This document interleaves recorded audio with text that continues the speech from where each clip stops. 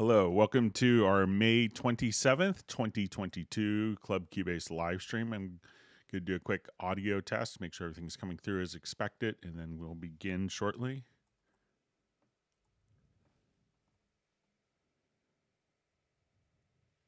Hello, welcome to our May 27th. All right, sounds like my audio is coming through fine. All right, my name is Greg Undo. I'll be the host for the live stream today. I work as a product specialist for Yamaha Corporation of America, as primarily focusing on Steinberg products. And I'll be the host for the live stream. I'm presenting from Alexandria, Virginia, just outside of Washington, D.C. And if you're watching live, please feel free to introduce yourself and tell us where you're from. So how live streams work, if you haven't attended one before, is you could ask questions in the live chat field, or you could submit questions in advance to clubcubase@steinberg.de. We will try to get through as many of the questions as we possibly can in chronological order. When asking questions, if you could specify if you're running Cubase on Mac or Windows, if you're running version 10, 10.5, 11, 12, the version number, as well as the level, whether it's LEAI, Elements, Artist, or Pro, that information will be helpful. We should have all of the topics covered in today's live stream indexed and pinned to the top of the comments field. So if you wanted to go back and rewatch the video after the live portion, several hours after, I go back and type up the index of all the topics, so you could search for topics covered there. Or if you wanted to check for topics that have been covered in previous live streams, you could actually go to cubaseindex.com, and Jan from Stockholm has been kind enough to set that up.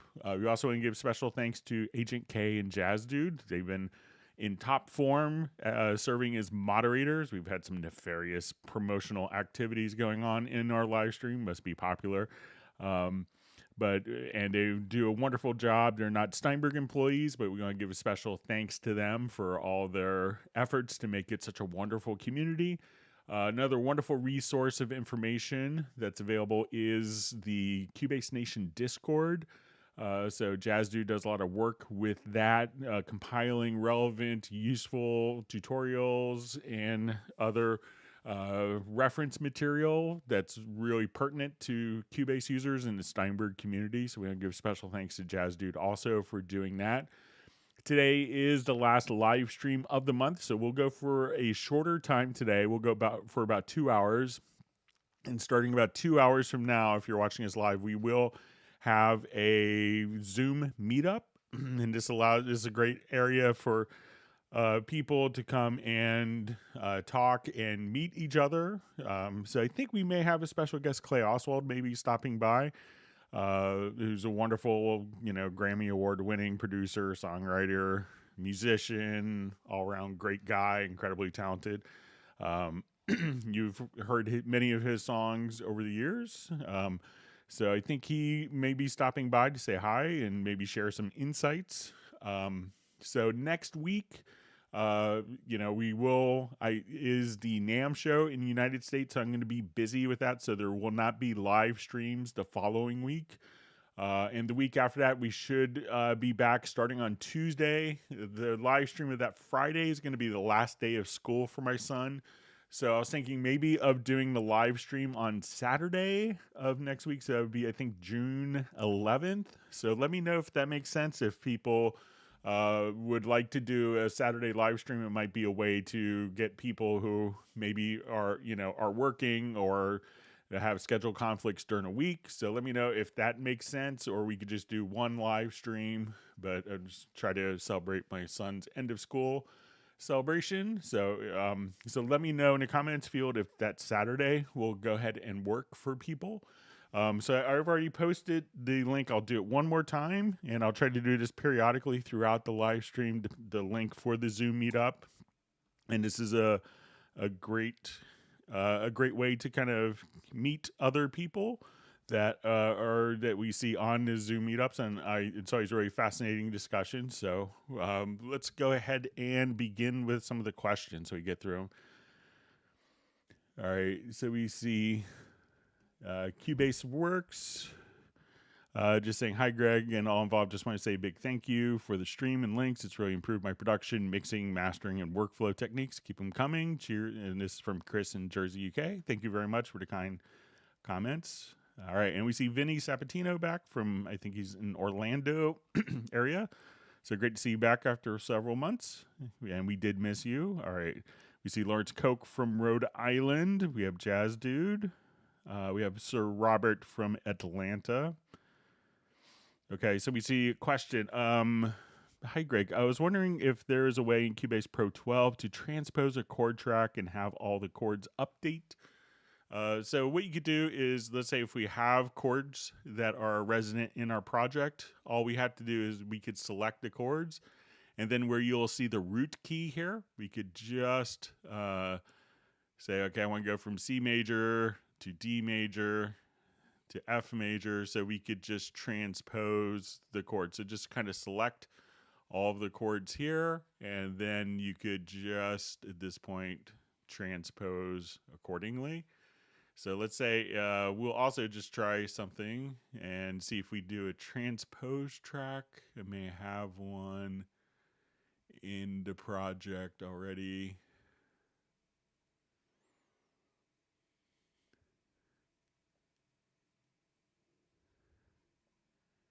And see if it would follow a transpose track. All right, so let's say we'll listen to our Rhodes patch here. And let me just...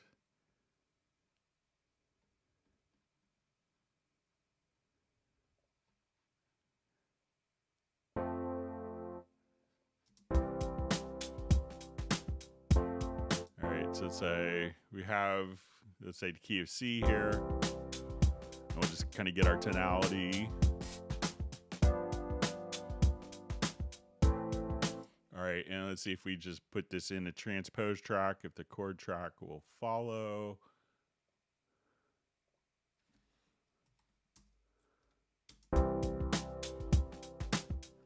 And let me just unmute the transpose track.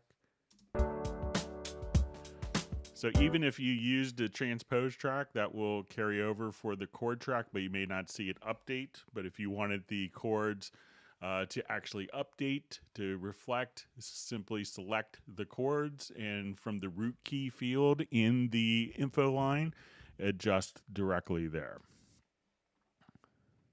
All right, so we have Rick France checking in from Oregon. We see John Costigan from Kenosha, Wisconsin. We have Jan from Stockholm, Benny from Sweden. All right, we have Flipside checking in from upstate New York. Thanks for joining us. Uno Momento from Finland. We have Nick from the UK. We have Igor from Brazil. All right, we have Soren from 50 miles west of Stockholm in Sweden. Thanks for joining all.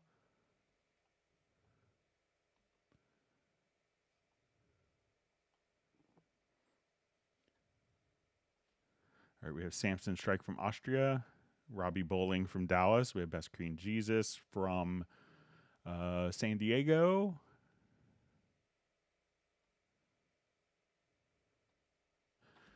Okay, so we see, hi Greg, can you tell if it is possible to have a keyboard shortcut for the delete list function in the MIDI monitor? Thanks in advance. So let's go ahead and take a look at the MIDI monitor. May not be something that's keyboard shortcut addressable.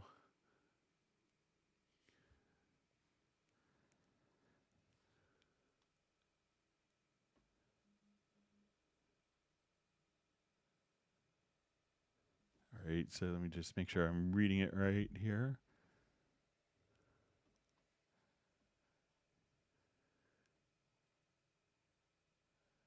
Okay, so let's just say, okay, so you want a keyboard shortcut for that. I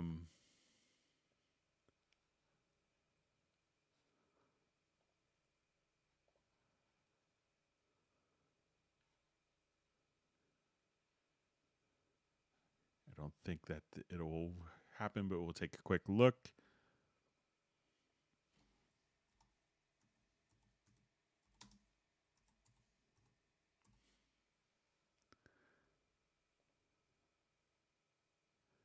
Yeah, so I don't think if it's for this particular function where, let's say if I just want to get rid of that,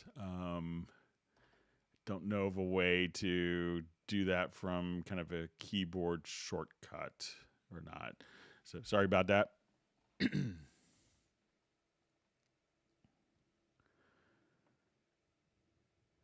All right, we see Michael Teams from Weatherford, Texas. Thanks for joining us.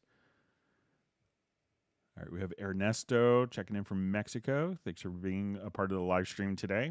All right, so we have a question. Is it necessary to have overheads and rooms left and right for mixing and how to do it via Groove Agent? I use Cubase Pro 12, Groove Agent 5, Groove Agent SE. Thank you, Greg.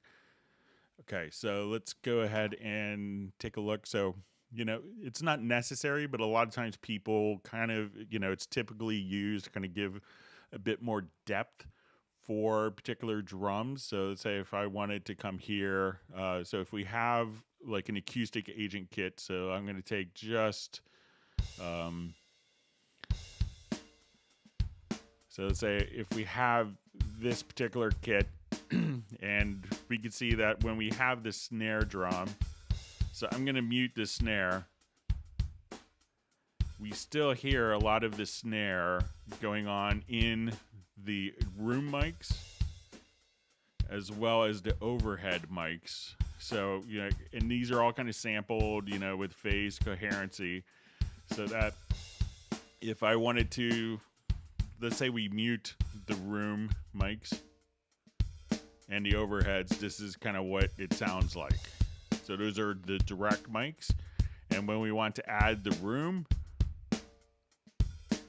and if we wanted to kind of bring that up, and let's say the overheads kind of capture maybe kind of go over and have the cohesion. So again, just kind of taking these different elements out. So this often sounds what kind of like older sampled drum machines may sound like it's very controlled, but what people often want is kind of this sound blended in, just to kind of add a little, almost like a glue, and as well as the overheads. So with a particular, like, the Groove Agent acoustic agent kit, most of them will allow you to manipulate kind of the room and overhead mics independently, and that's how you could do it in either the Groove Agent SE or Groove Agent. So let me know if that helps.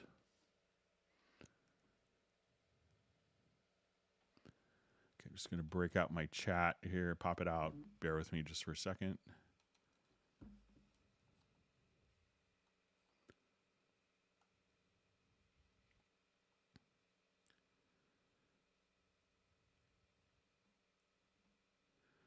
All right, so we have, all right.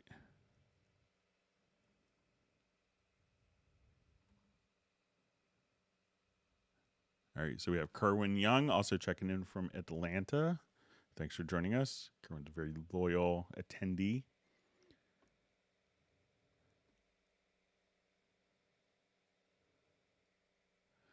Okay, so we have a question from Kyle. It says, does Nuendo, does Yamaha console connection work with Nuendo, or is it only with Nuendo Live? Is there a plan for it to work with Cubase? I think that's kind of a Nuendo function, a Nuendo Live function. So, but and that's just carrying over kind of the names from the console if it's been set up, and it kind of works, I think, with QL, CL. I'm not sure if it works with Rivage, but with some of the consoles. So I haven't heard of any plans to integrate that in with Cubase for tracking, and that's why I kind of made Nuendo Live. It's kind of a very easy way for a live sound engineer to capture audio directly from those consoles. So I haven't heard of any plans, but I'll make sure to mention it when I see some of my German colleagues at the NAMM show next week. Okay, so we have Rausba from Atlanta. I'm sure I pronounced that incorrectly. Okay, so we have Filter Freak checking in from UK. All right, we had David Smith from Victoria, Canada. Okay, so I have a question from Benny. Let's say I have a chord track from a piano and I want the bass to play it. When I do, the bass takes chords. Can I set it so the bass only takes the basic tones, Cubase 12? Okay, so let's say, we have chords here.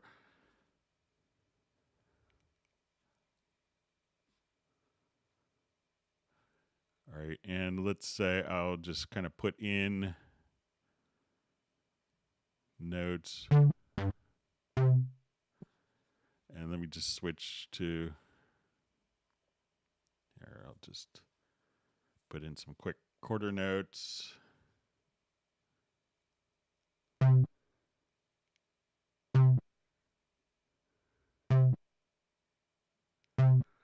Okay, and I will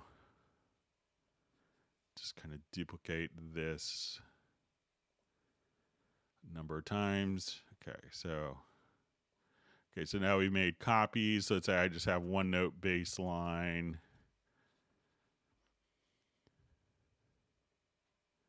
And we want to have this follow the chord track. So we'll just say we'll follow the chords. But here we could just choose root notes. So, and at this point, you could just say, okay, I want to take this. And as we go along,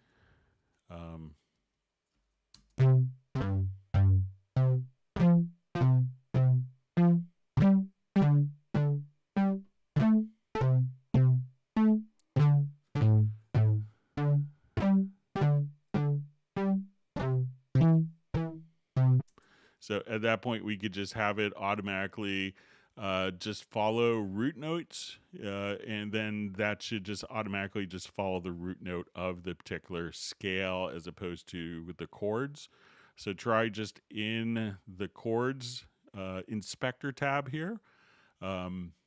Again, just say follow a chord track and just choose root notes. So give that a try, Benny. I think that will work for you. We see Michael Teams is out of the chute with ice cream. So everyone looks forward to virtual ice cream from Michael Teams. All right. So we have Jeff Zabelski checking in from Chico, California. All right. So we have the artist known as Love saying thank you to the community. Can't always make it, but I appreciate what you do. So thanks. Glad to be able to help people.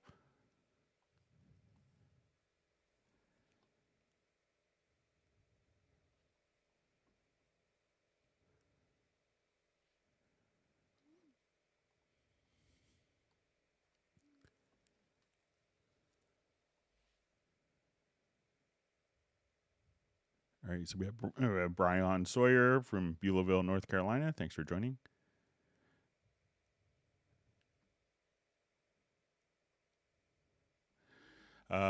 So we just see a question. Hi, Dave from Chicago. I was wondering if there's a way to delete all the backup files Cubase saves.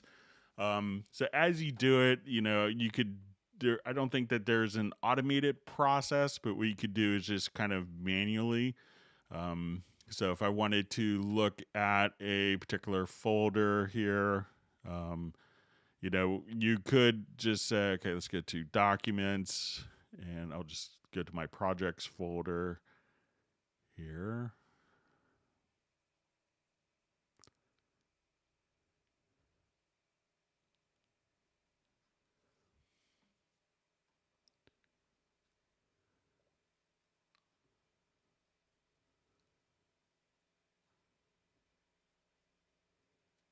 Just find it. Sorry, having a brain cramp moment.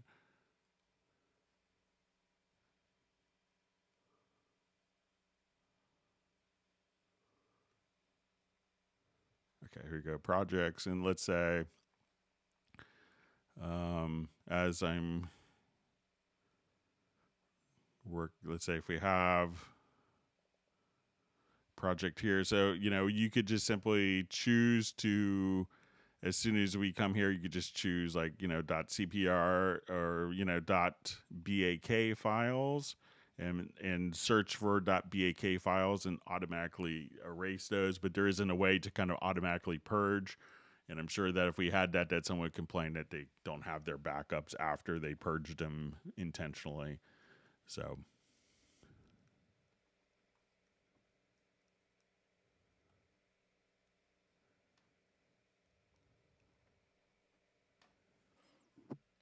All right, so we just see a question. Is this FL Studio? So no, this is Cubase. So and welcome to the Club Cubase live stream where we answer questions on Cubase and other Steinberg products.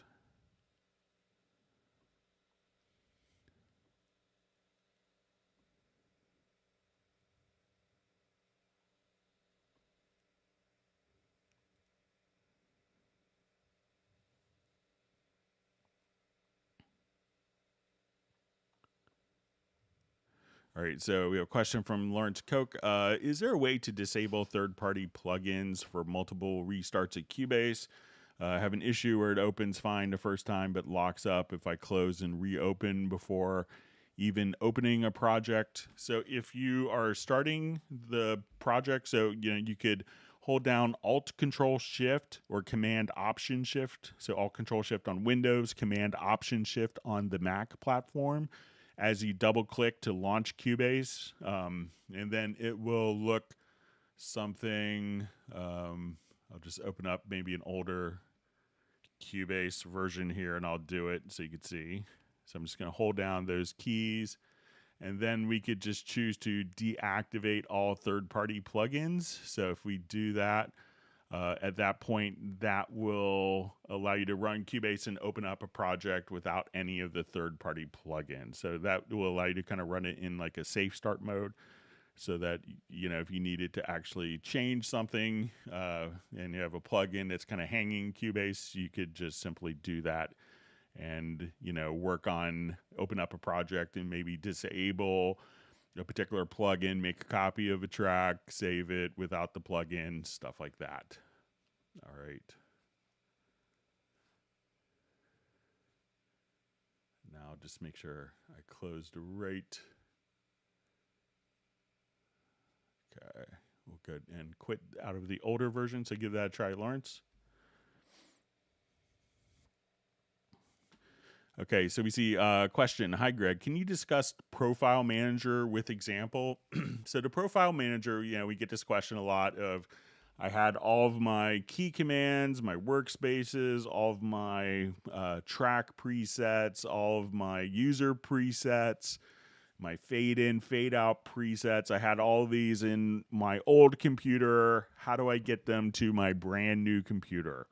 And that's what the Profile Manager will allow you to do. So if you come over here, we could just kind of take, your macros, your key commands, how you've customized the program for yourself, and go to the Profile Manager and export a profile.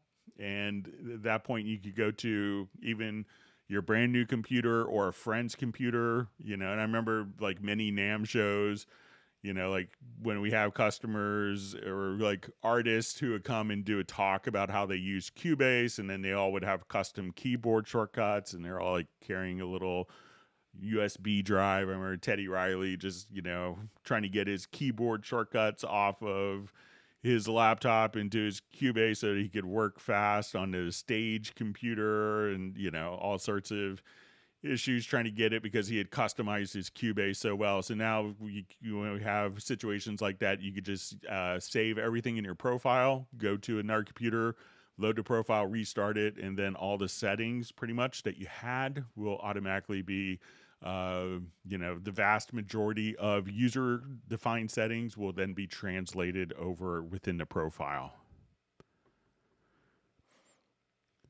All right, so we see Cubase Junkie on the live stream. Thanks for joining.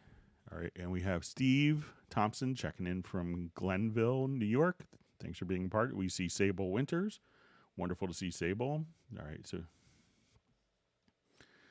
and we see Randy Lees from Texas on the live stream.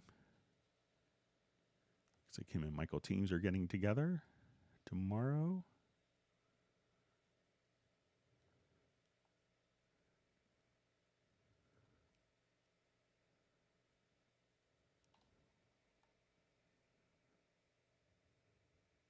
And if you do learn something new in the live stream, make sure that you do hit the like button and subscribe to the channel if you haven't done that.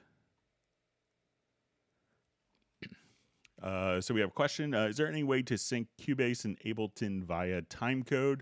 So I'm sure that you could take Cubase, and if you wanted to synchronize it via MIDI timecode, you could do that. So let's say if we wanted to go to your transport and go to your synchronization, project synchronization setup, so you could send MIDI timecode out from one computer into the other computer and tell the other computer to basically follow. So if you wanted to come here, we could just say activate external sync and have Cubase sync to timecode, or have Cubase transmit MIDI timecode out of a particular MIDI port and have that MIDI port be captured into another program that responds to MIDI timecode. So that's really all you have to do. When doing that, if you have two separate audio interfaces, you may have to, if you have two separate audio interfaces, you may have to also connect the word clock between those particular interfaces as well.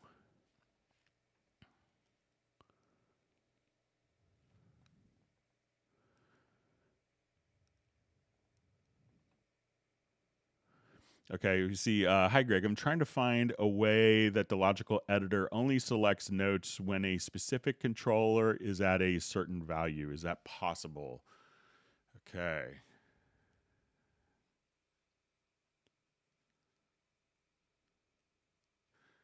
All right, so let's see if we get to set up in a logical editor.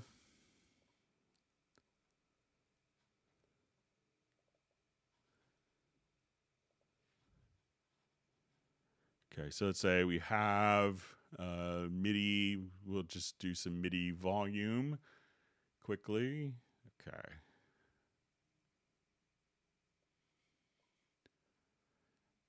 Okay, so I'm just going to enter in some volume values.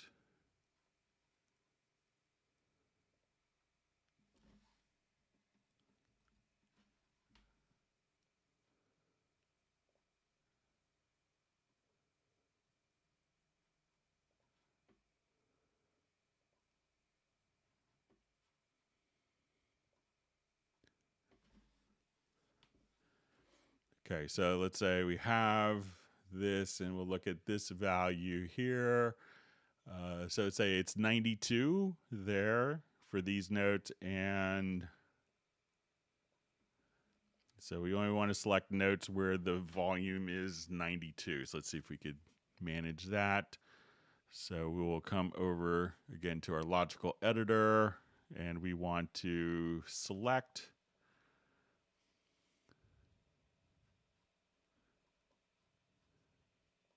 And we'll say type is equal to note. And our condition is let's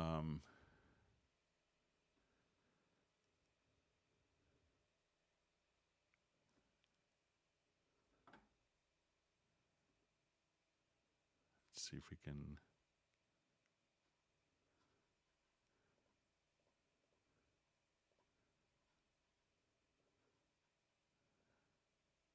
Okay, so then we're going to say controller is equal to 7.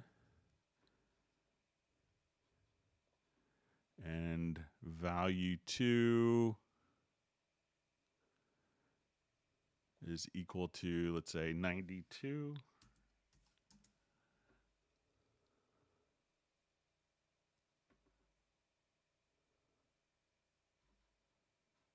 All right, let's see if this works.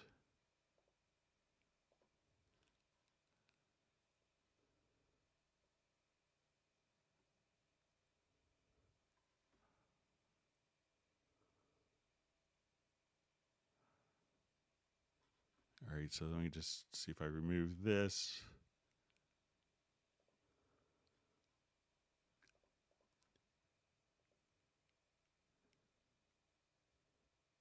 Oh, all right, let me just try.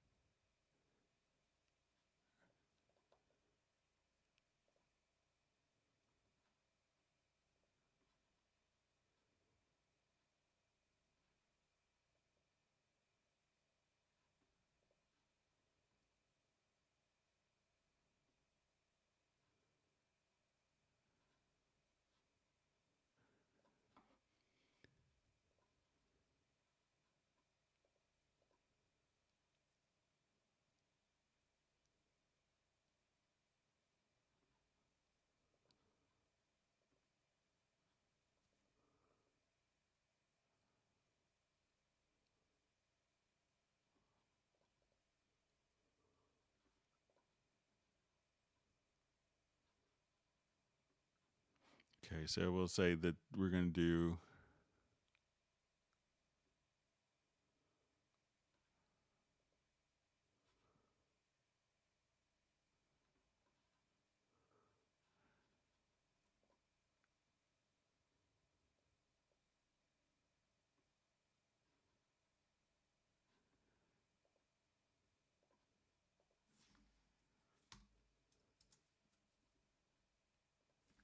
so let's make this 7. And let me go ahead and just remove.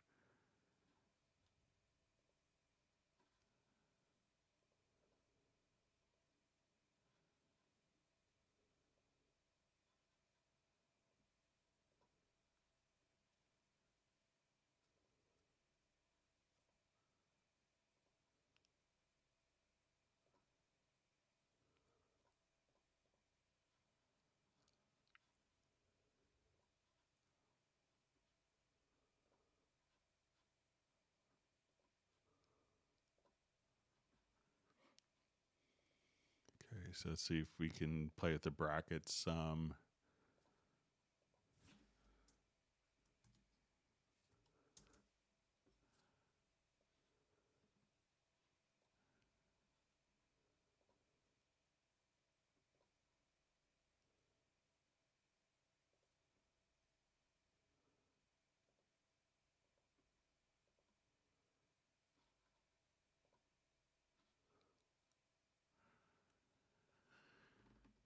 So let me just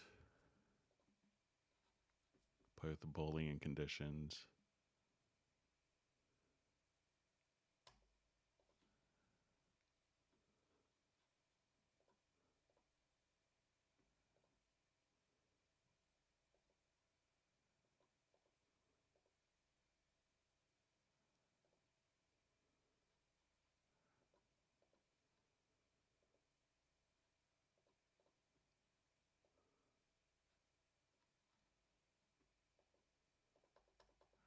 So you might be able to do something like that. But if you want to email me at clubcubase@steinberg.de, I could play with it somewhat. And let me just make sure.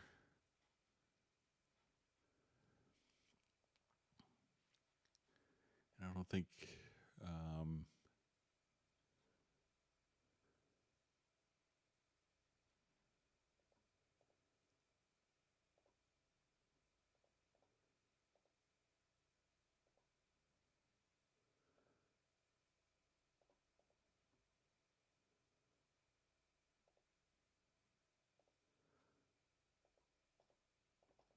Yeah, once you send an email to clubcubase@steinberg.de, and I could play around with it some more. But I think that we might be able to do it, but I may have to play around with some of the brackets to see if I can make that happen. Sorry about that.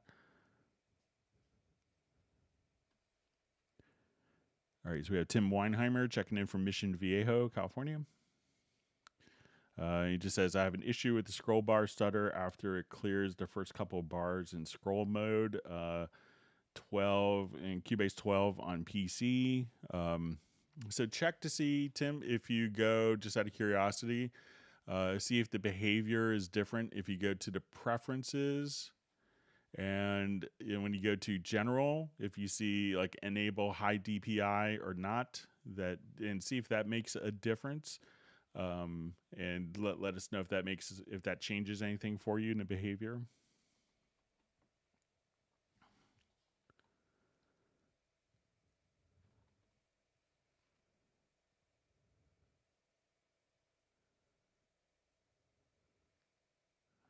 All right, so we have a question from Vinny Sabatino. Any tips on increasing click track volume? It's maxed out after the drummer is happy with his mix.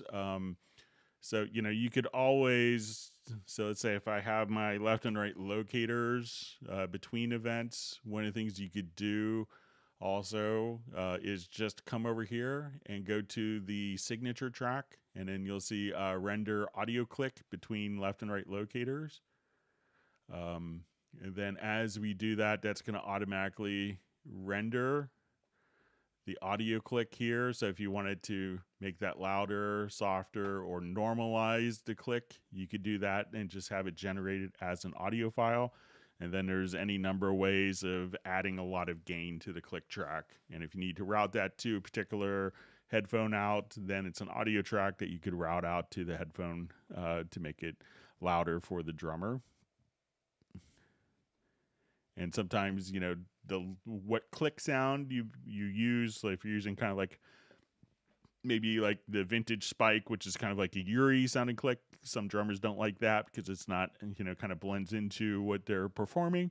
And other, you know, the default click usually works pretty well with drummers.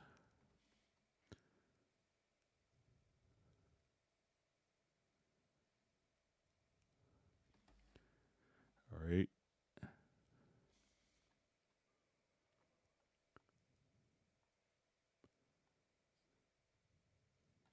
My chat field just jumped on me. So.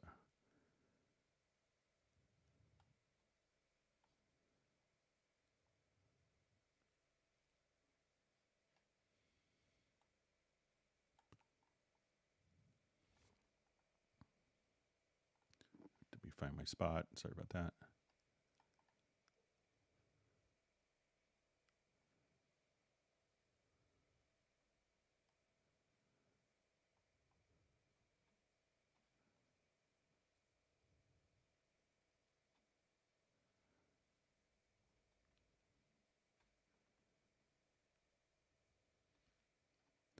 All right, so we see Graham Witcher joining as well. We have Sergo Casimir joining. I think he's in. All right, so we just see, hello, can you explain the different ways to tune a singer's voice? All right, so it's good. And just open up Quick Project. You know, if you're looking for kind of a quick turn something on and have it kind of automatically kind of take the intonation problems and do correction, you could use something like the Pitch Correct plugin. So, and we'll show you that. And then if you want to do something that was more editing based, where you're kind of graphically editing the pitch, you could do that utilizing VariAudio, and that's in Cubase Artist and Cubase Pro, as well as Nuendo. So if I have a vocal file here, one of the, you know, if you want it just like, okay, I don't want to spend a lot of time, and, you know, I think I could just quickly throw something on and have it kind of knock to pitch. At this point, you could use the Pitch Correct plugin. And then at this point, you could choose, okay, I just want it to be chromatic, or if I wanted to, if I know the key, I can say, okay, this song is in G major. We could just have it automatically kind of snap to the key of the song. So that's one quick way of doing it. If you wanted a more kind of editing based approach, you go double click on a file and you can go into the sample editor. And now we could go into VariAudio, and here we could just move notes graphically to automatically fit. And if we wanted to adjust even different functions, let's say I'll just zoom in, and we could choose different smart controls. So if I wanted to adjust, you know, the pitch or the vibrato, so if this was a little bit off, we could have it kind of automatically snap to being in tune right here. We could adjust vibrato or adjust different, like, okay, this is kind of scooping between different notes. We could adjust that as well. So all sorts of kind of graphic tuning using VariAudio.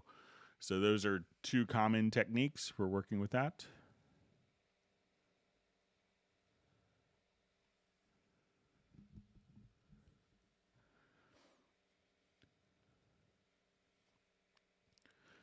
All right. So we just see how do you remove / reduce noise from a microphone input?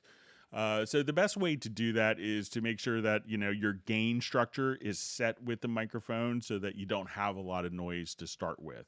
So often noise could, you know, be just, you know, kind of, a lot of people use like a noise gate, which will basically, in the quiet parts, when the threshold, you know, doesn't achieve a certain level, we could just have that automatically basically turn it off like a light switch. One other technique that some people use is just to do kind of spectral editing. So if I wanted to take a particular file here, we could go to, and if depending which version of Cubase, you'll have a Spectral Layers 1, and this will allow you to actually just allow you to do frequency dependent editing.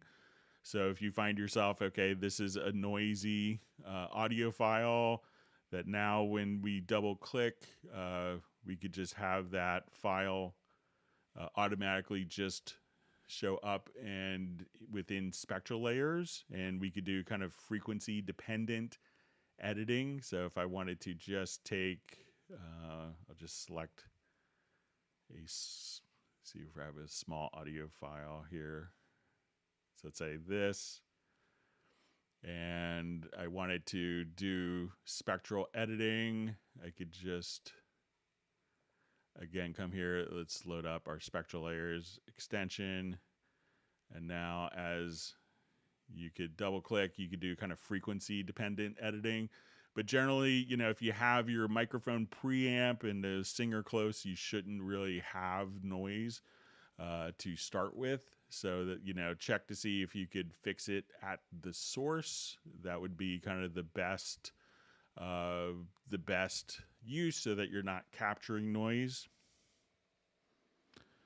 Okay, so we have a question from Matt Elliston. Hi, Greg and all. Is there an easy way for me to do in Cubase 12 Pro in the old system? My controller Icon QCon Pro G2 is connected using Mackie protocol and worked perfectly. How in Cubase 12 Pro without script, please? So if you want it to, the Mackie control protocol, we have our MIDI remote. This is kind of independent of Mackie control. So all you have to do to set up a Mackie controller or control that uses Mackie control is to go to your studio menu, go to the studio setup, and you'll see this little plus sign. So you may have a Mackie control. If you could click on the plus here and add Mackie control, and then just simply choose the MIDI ports that are utilized to communicate with that controller. So there's a chance that it automatically carried that over from your Cubase 11 into Cubase 12, and maybe you just have to reconnect the MIDI ports. So once you do that, then it's all set. So it's not going to show up here because it's utilizing the Mackie control for the protocol and for communication with Cubase.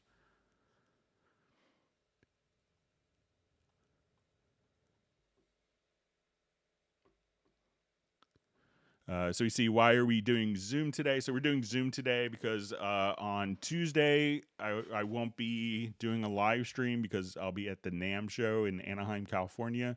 So this will be the last live stream of the month. So that's why we're kind of doing the Zoom today. All right, wonderful to see Gareth on the live stream.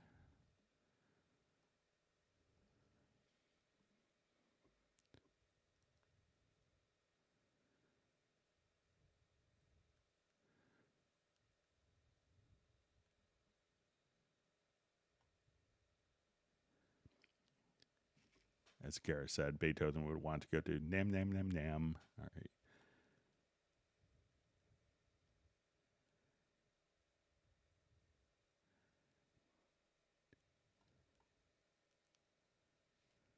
Okay, just reading through comments. So thanks for all the great questions.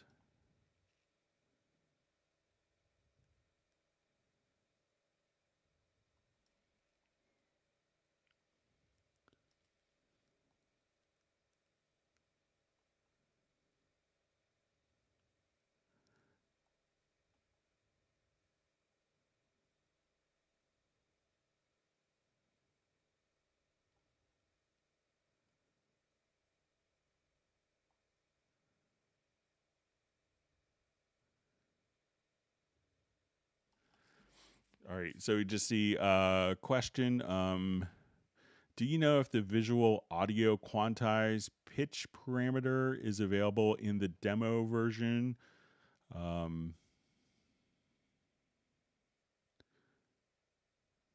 so it should be, but let's go ahead and show you where it would be. So I guess this would be within VariAudio. So we'll come over to our VariAudio here. And so if we wanted to just come here, we could just say, okay, I wanted to go to select the bottom, and then you could correct the pitch, and that would be kind of the quantize options. And if you, in the trial version, if you wanted to utilize the scale assistant, click right here, and you may just open up the scale assistant, and at that point you'll see quantize pitches, and then you could quantize based on the chord track or the editor scale that's been determined. So if you don't see it in the trial version, make sure that within the VariAudio tab that you click on the scale assistant, and then you could quantize the pitches, and you'll see that function available there.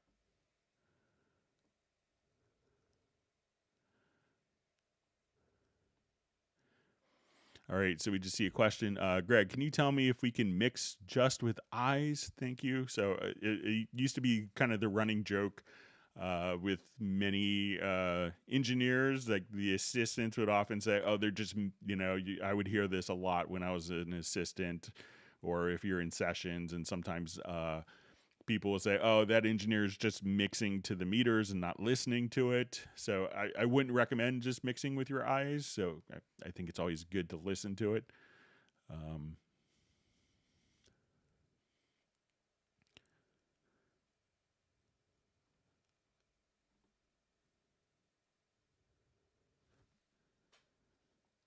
Okay, we see Gareth wants to go to the NAMM show, and if anyone's going to the NAMM show next week, like if you're based in Southern California, you're going to be out there. We will be in the Yamaha booth at the Anaheim Convention Center, so we'll be starting next Friday, so I think it's June 3rd.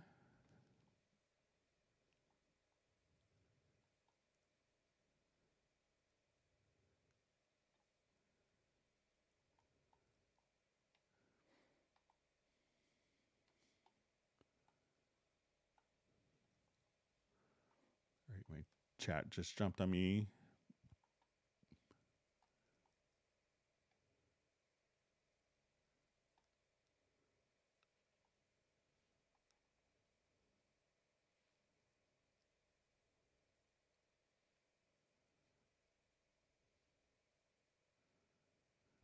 Okay, just reading through.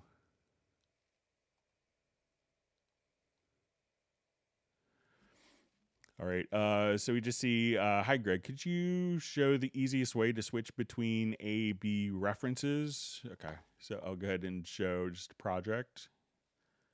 Here we have this kind of set up.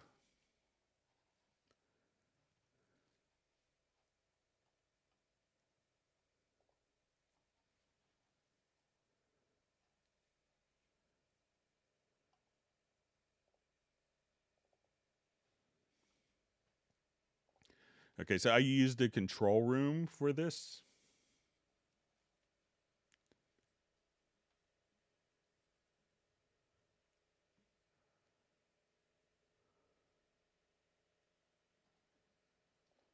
Okay, this is a production from Clay Oswald from his group. Okay, so let's say I have a mix here, and I wanted this as a reference mix, this particular track. So let's say I will just go ahead and mess it up so we don't get in YouTube problems. So when I now will open this up, and I'll just put kind of a nasty EQ on it. Okay, so what I want to do is to take my production here. I'm going to add a Q mix in my studio setup, in my audio configuration. So I'll just add a control room, and then right click, and you can see add Q mix. So once we've done this, I want to go to this track, and I don't want to send it to my stereo output. I'm going to choose no bus. Let's go to the Q sends, and I want to send this to the first Q send, and I'm going to set it at 0 dB. So I could listen to my mix. Now that's the only track here that's going to be routed to that Q mix. So when I go to my Q,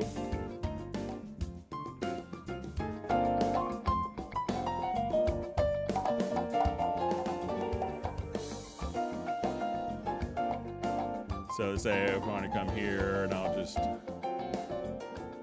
let's say this is my reference mix. So this doesn't go through any of the processing that's on the master fader. So when I want to listen to the mix of the project, I can click here and I click on QMix 1, which is my reference. Then you could just listen.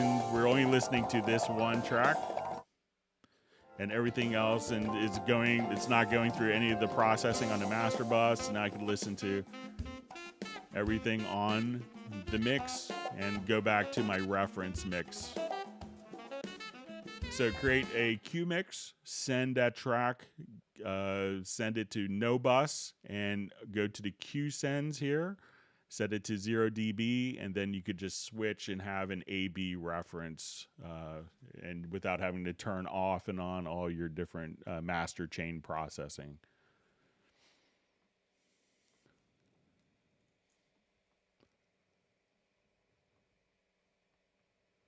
All right, so we have thermonuclear war checking in from Serbia where it's warm.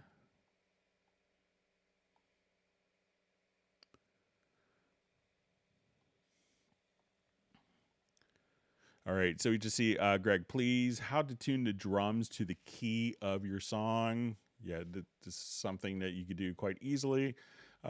So often it's if you just kind of listen to it. So sometimes, you know, like I played with a drummer in a rock band that also played in a jazz group, and he had his kick drum kind of tuned to an F. And obviously we're playing in a rock band in a lot of E and A. So, you know, so that could be annoying. But if you wanted to just kind of take, let's say if you find that your kick drum tracks are clashing frequency wise and it's playing kind of the wrong pitch, and it's really sounds bad with the, you know, with the particular drums, what you could do.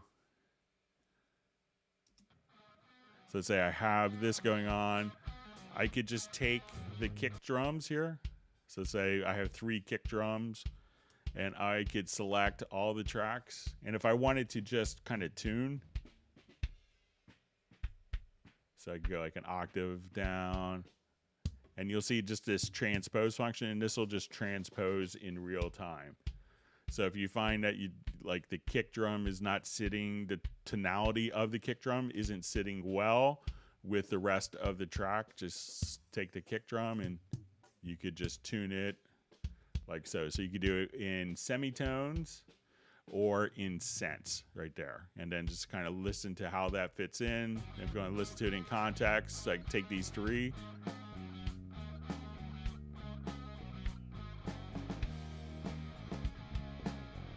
And then you could just tune the kick drum. So you do cents here under fine tune and semitones under transpose.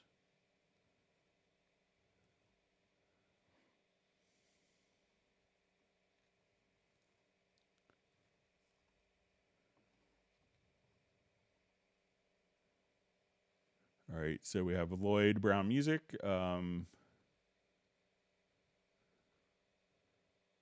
Okay, so just Lloyd's asking, I was wondering when the next sale of instruments will be. I'm very interested in getting Iconica ensembles. So, you know, generally we don't announce the promotions in advance, but there's always different ones going on. Like currently there's some companies have moved to a subscription-only model for sales of software licenses. So Steinberg, you know, in a very smart move, and it's been very good for us business-wise, is now offering a competitive cross-grade to people that are seeking perpetual licenses. So that's a current promotion, but there's usually monthly promotions going on for different Steinberg products. So if you just kind of be patient, we'll see as stuff is announced. So we'll see as it goes on. So, but I think Iconica was on promotion recently. So.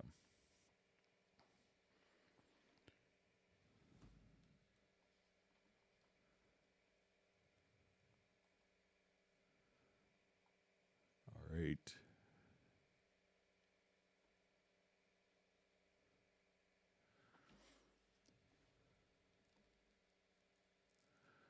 Okay.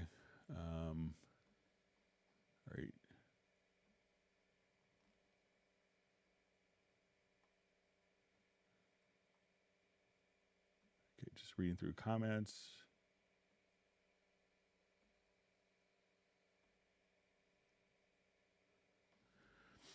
Okay, so we see from DCA Mitch 00. I've been having a weird Groove Agent issue where the classic 80s kit crashes Cubase, and support says the developers are working on a fix.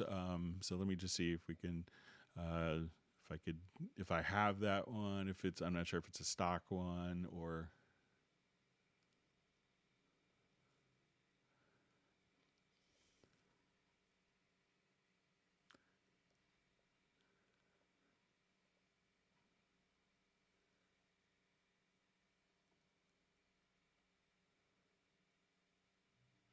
Okay, so let's see, classic 80s kit. And let me see which agent that's in.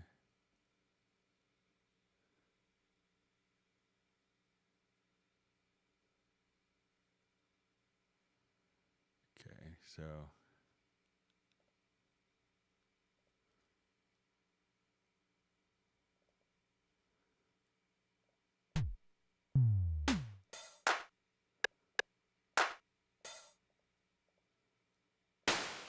All right. So the question is, says they're working on a fix. How responsive are they to bug issues? So, you can see that Steinberg is pretty good, with responding. So already since Cubase has been out, there's been 2 maintenance releases. But if you could let me know exactly what the issue is with it, I might be able to see if I could duplicate it here. So let me just see if I want to load a kit with the patterns again. Maybe it's showing up behind. And I'm not sure if this is a stock.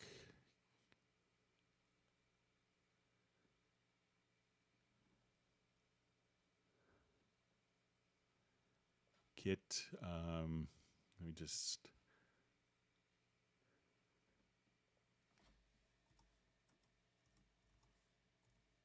Or an add-on kit.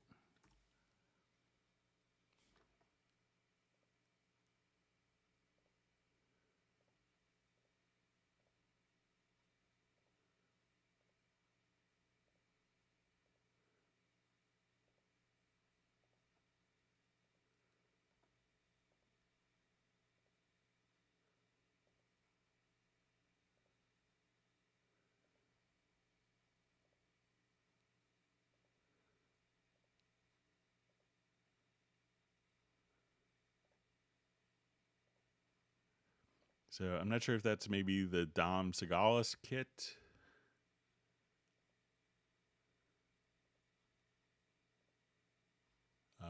But it seems like, so we click on all agents here, say Beat Essentials.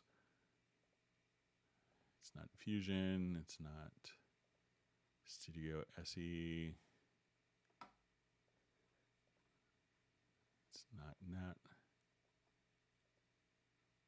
It's not NAT. It's not a Groove Agent 1.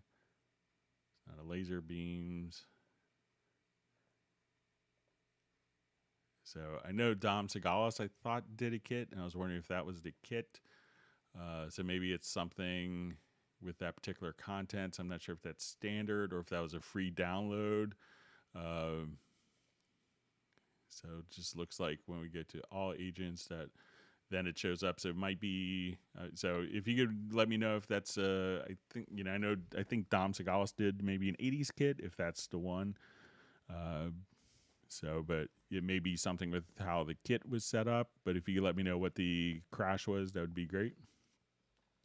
All right, I'm going to go ahead and post the link again for the Zoom meetup. And that's if we're watching live. So we'll be starting at 3 p.m. U.S. Eastern Time.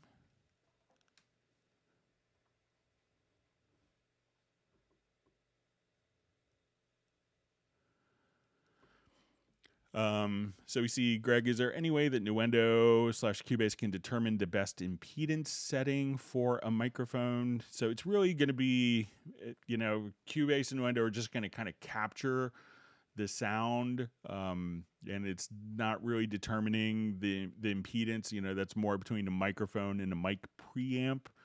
And where Cubase and Nuendo kind of come in is just kind of capturing that sound. So that's kind of almost out of the realm for Cubase. So there's no real way of doing it. You know, sometimes different mics will respond differently to different impedances, obviously, as you know, but it's really kind of between the mic and the mic pre to determine that. And there's nothing really in Cubase, you know, because it's kind of before it gets into Cubase or Nuendo.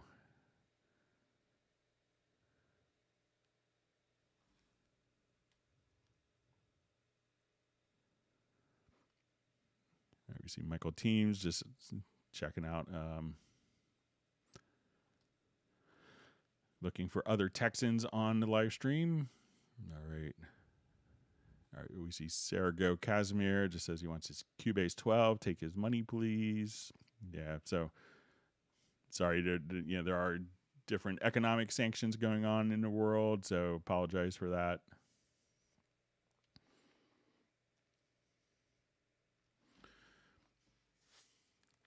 Okay, so we have a question. Hi, Greg. How do I assign macros, shortcuts to controller buttons other than the keyboard? Okay, so if I have a particular macro that I want it to utilize and to trigger that from a keyboard shortcut, so as long as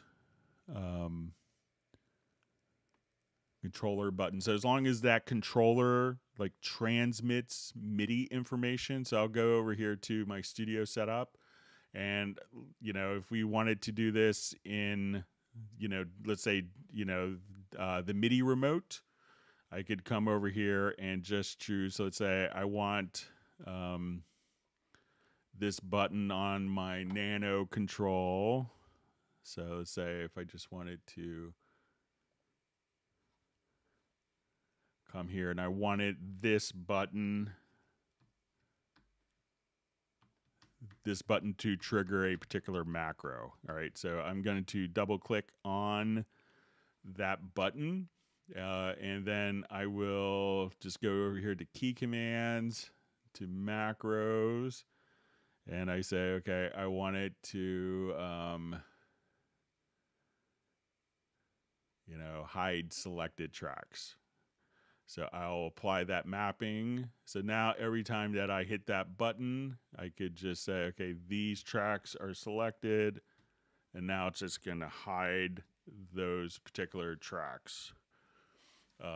So that's one way of doing it. So if you have the, you know, so let's say if we come over here to track visibility, we could just bring that back. So if I wanted to hide all of these particular tracks, I could just hit that button and hide those particular tracks just like that.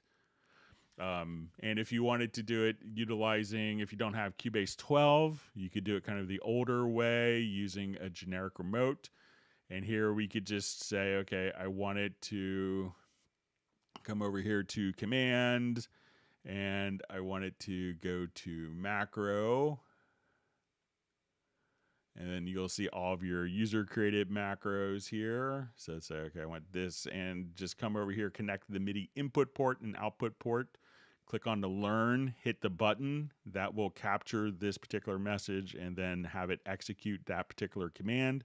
So you can see that could be a little harder to set up than just kind of the generic remote functionality that we see here. So those are two different ways of assigning just anything that transmits MIDI notes, MIDI data, can be used to just kind of trigger particular functions.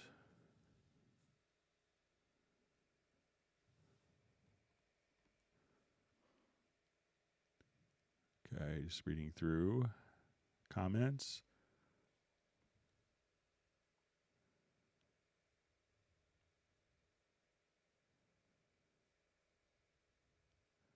All right, so we see James Almeida just wishing us a great NAMM show. Thank you very much.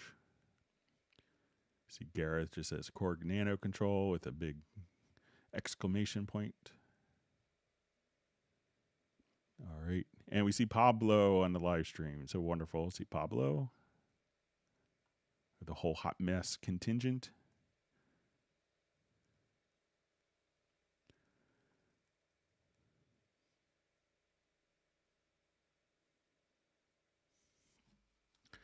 All right. So you see from Gareth, it says, Greg, could you show how switching modes in the MIDI controller for using in Cubase for mixing as well as controlling plugins?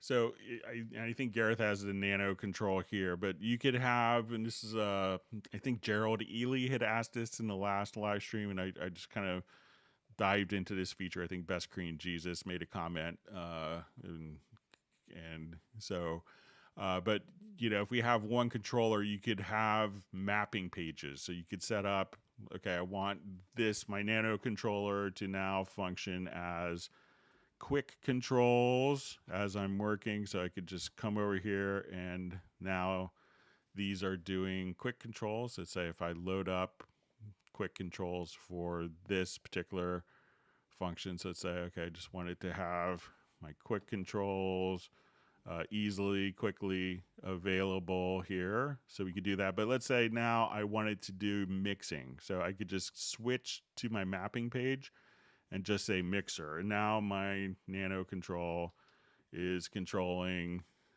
the mix console faders. So as I just kind of come right over here, so we could, you know, once we go into the MIDI remote, you could have the same remote control. You know, I wanted to have controls on a selected track, the EQs of selected track. You could kind of set up different scenarios so that you could switch between multiple functions for the same controls just by switching the mapping page right there.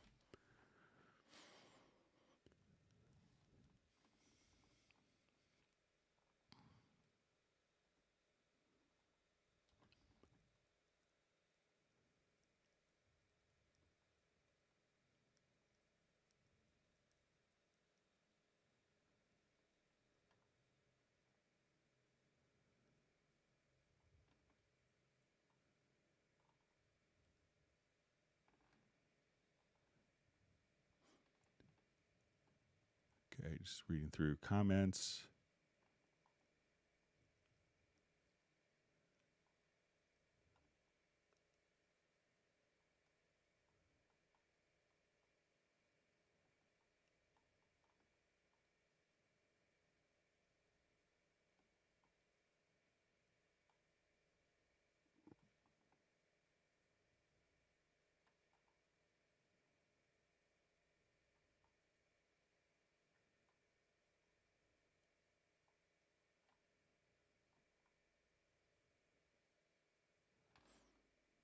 Okay, so you see, it says just about the groove agent issues. Says classic 80s kit crashing Cubase completely. I mentioned it happens on a freshly installed Mac OS 12.4 system.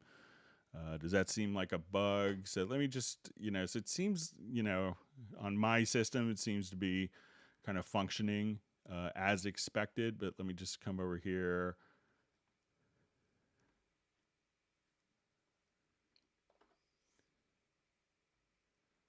So let's say I'll go to my Groove Agent SE.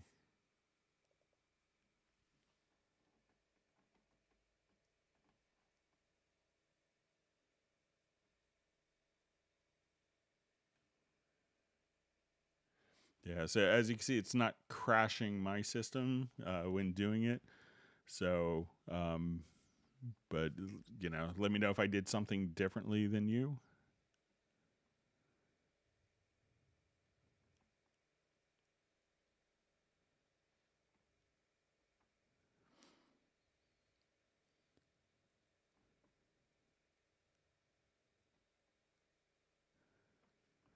All right, so Samson Strike just says, which lexicon reverb would you request? I still have no overview of this universe of plugins. Have the MPX Beta Rev. Need this sound, thanks. So I do have the lexicon reverb plugins on my systems. So I was always a huge lexicon fan. So I have like 4 lexicon pieces of hardware as well. So, you know, I think if you got the any of the actual lexicon reverb plugins, I think they're really great and wonderful.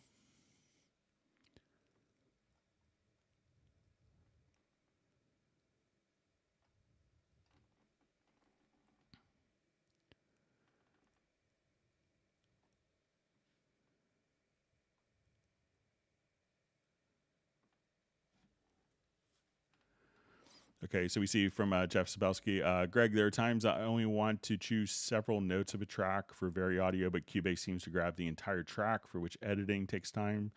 Is there a way to isolate and to limit and isolate? So really all you have to do is maybe just select a particular region here. And I think if we just do a bounce selection, so let's see. So good audio. So bounce selection, choose to replace events. And now when you do VariAudio, this will be a new audio file that won't load up the entire audio file. So just with the range selection tool, just do a bounce selection, replace the events, and then when you double click, it's only going to be on those particular events for you. So give that a try, Jeff.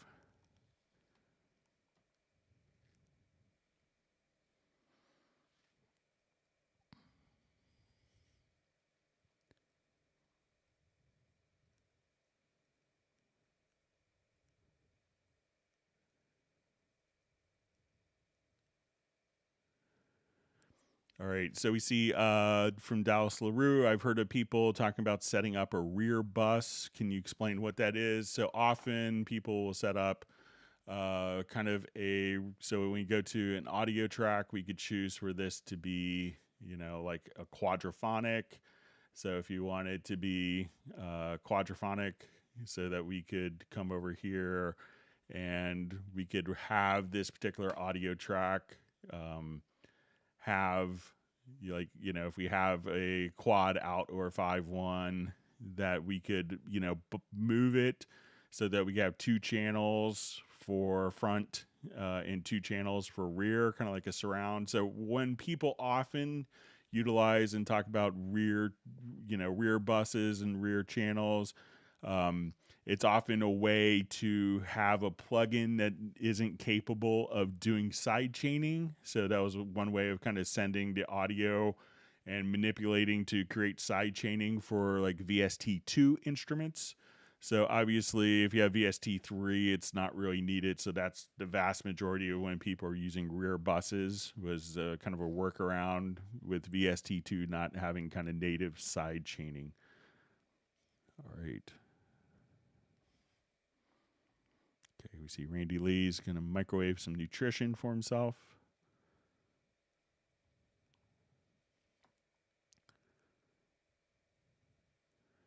All right, so Nick wants to give Michael Pierce just a shout out because we know he's hanging. I think he's seeing a show with some of his Ukrainian clients that he's working with. So I know he was bummed not to be able to make the Zoom social.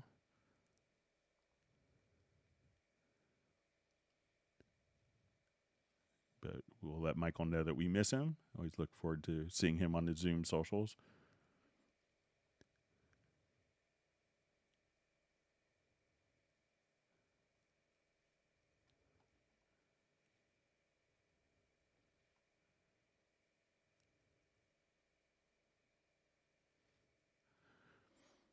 Okay, we have a question. Could you show how to edit in Spectral Layers with ARA and how to use with Cubase? So if we have like a particular audio file here, we could just come over here and launch kind of a Spectral Layers. And now just do it on maybe a different audio file here, but we could go to your audio to extensions and just go to Spectral Layers. And what this will allow you to do, doesn't seem to be working today, but let me just. And what that would allow you to do is to basically at that point choose to, I'll just try a new project here.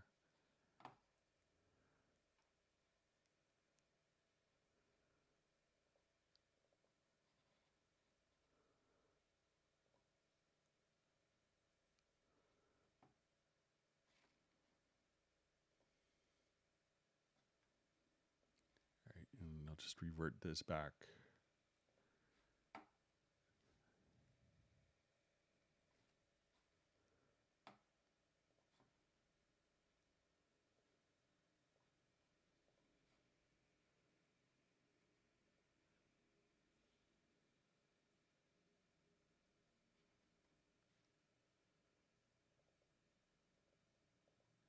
And it doesn't seem to be working today, but once we just kind of take our extensions, we could just load up kind of our spectral layers here. And then when you double click the sample editor, will allow you to work in spectral layers. So it'll kind of translate over ARA to that. I'm sorry, it's just not working today for some reason. Probably if I reboot it, it would do the trick.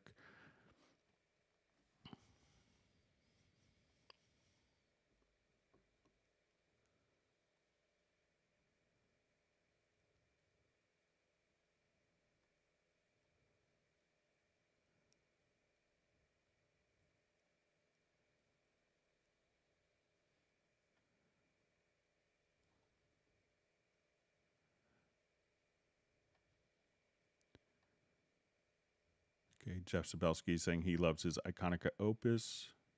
All right, we have Zoran just saying awesome DAW.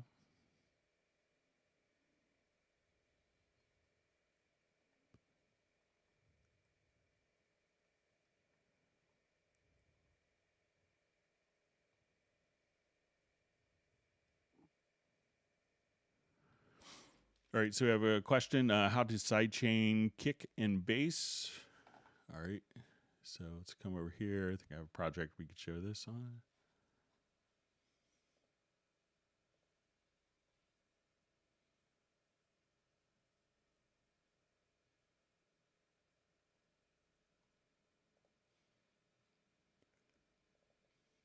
All right, and this is often used in EDM music, dance music, many other genres as well. So certain plugins will have a sidechain input, which means that the plugin itself will have the capability of, as we, to control a particular parameter, like a compressor, based on the input of another channel. So let's say I have kind of like a synth bass and a kick.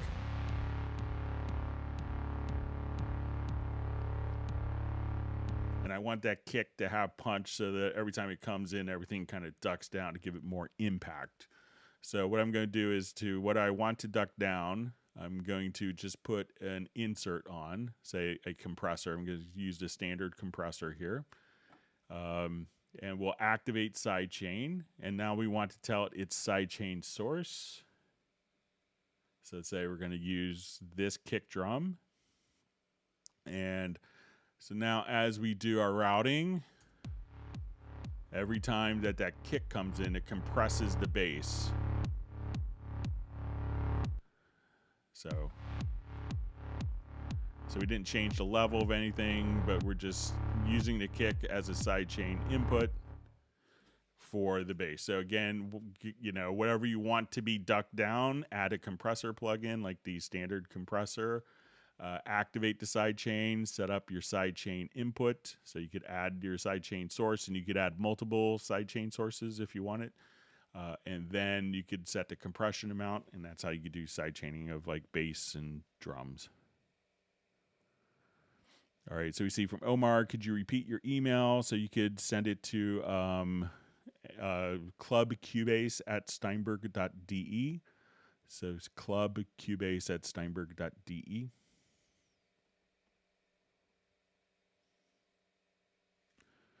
Okay, so we see about the classic 80s says basically the issues when starting with a blank project on Mac OS 12.4 and a fresh install. Classic 80s kit crashes Cubase completely. All right, so I'll just do a brand new project here and see if I get the same thing. And one thing to check if you're on Cubase 12, make sure that there is an updated version of Groove Agent as well that came with 12. So if you had it in 11 and 12 and are using the same version, make sure that you have updated Groove Agent. But we'll add an instrument track. Let's do a Groove Agent SE. I will load up a classic 80s kit here.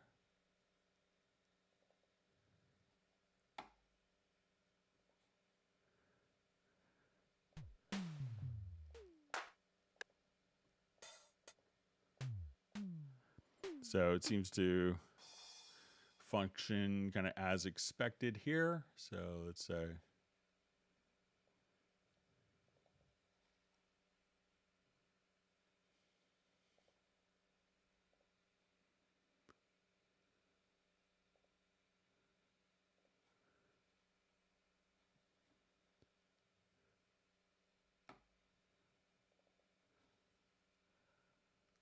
So as we wanted to now come over.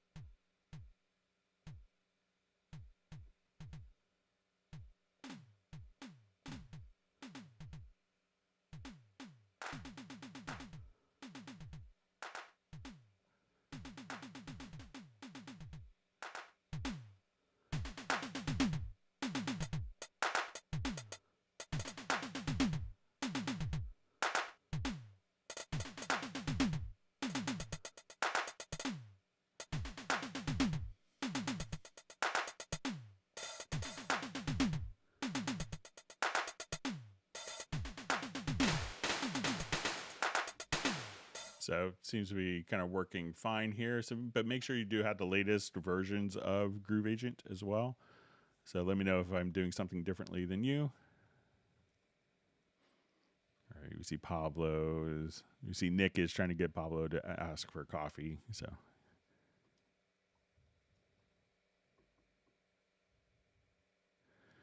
All right, so we see the Cubase Pro version is so expensive. Try to reduce the price, please. So, we have, there's currently different promotions going on. So, there is a competitive cross grade. So if you're coming from a different program, you could do that.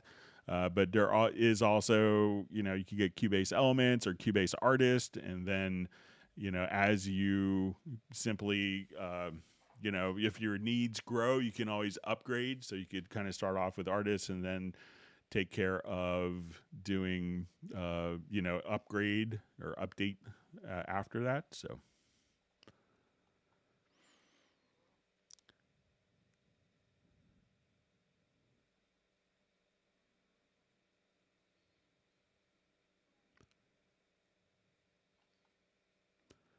Okay, so Michael Teams wants people to whack the like button. Let's see how we're doing on time.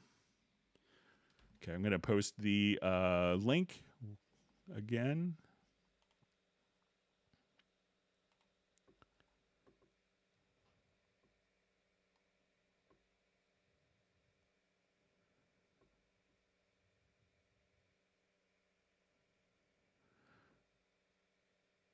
All right, so we see question, when Cubase is used for live concert playback, are markers mostly used or arranger events?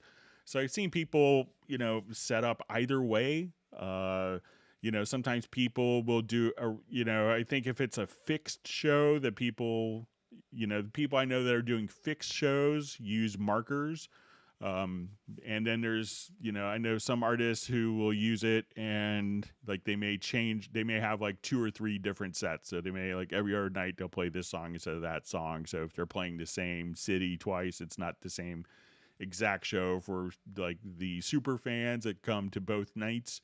So it'll have something a little different. So for situations like that, people will use the arranger track because they could just, very easily take and modify the set list very, very easily, just kind of in a matter of seconds. Whereas people using markers only may have like I know Donny Osmond for his Las Vegas show will have markers set up, and he has different cue mixes. Like at one point he had some backing tracks. He had automation for the front of house console, so all sorts of different things tied in.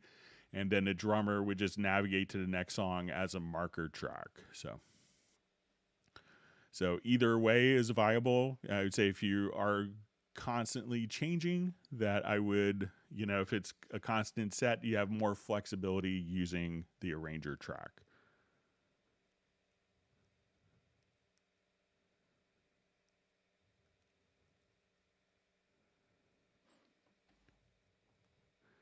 All right, so we have Indra checking in from Indonesia. Thanks for joining us.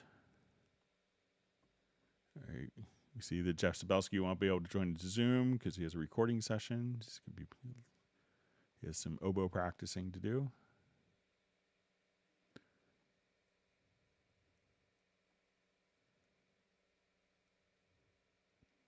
Pablo says he always gets excited when I say his name, from Galicia, España.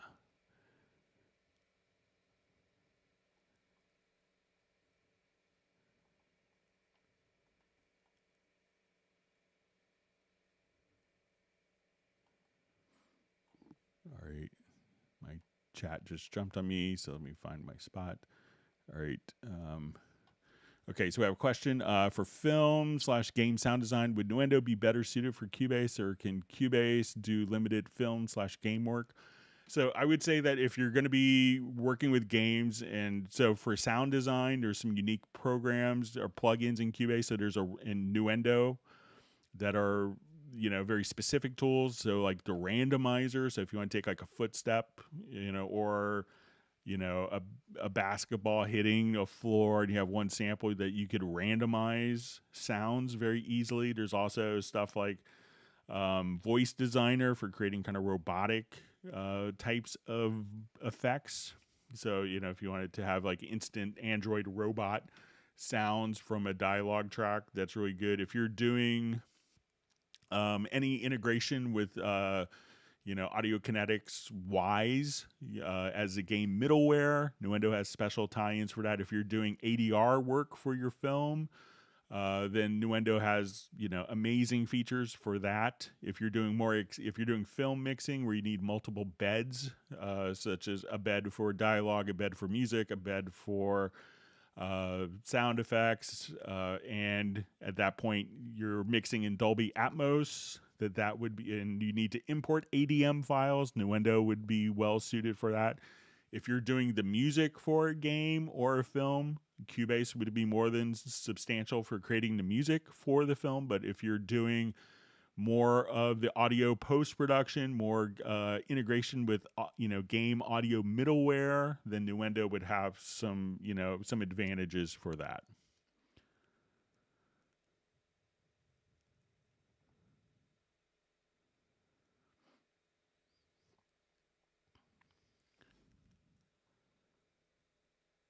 Gareth says the mapping page is a revelation of the day.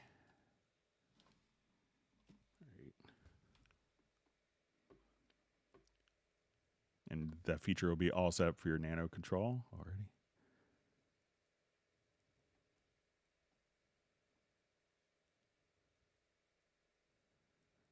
See, Jeff Sabelski wants to visit Spain, so I got to go there like 3 or 4 times. Enjoyed my time there.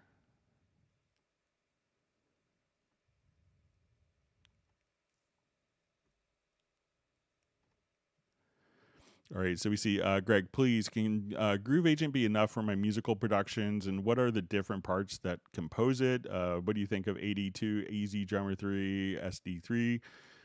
I think that, those are all fine programs. I haven't really utilized my licenses of those, but I think what makes Groove Agent so good is that it can work as a virtual drummer, and as kind of like an MPC style drum machine all in one, so like here, this will be kind of like a MPC style paradigm, but if I want to add another instrument track, and let's say we add another Groove Agent instance, and I want to actually combine, that with, so I'll just, with an actual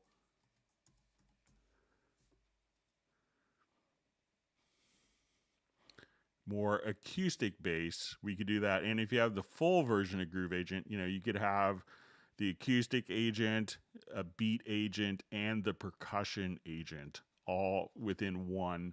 And the ability of dropping samples, having your, having it automatically create the drum map so you could see all the names of Groove Agent, I think give it kind of a unique advantage. I mean, I just did a project And I'll be turning this into kind of like a video, but just so that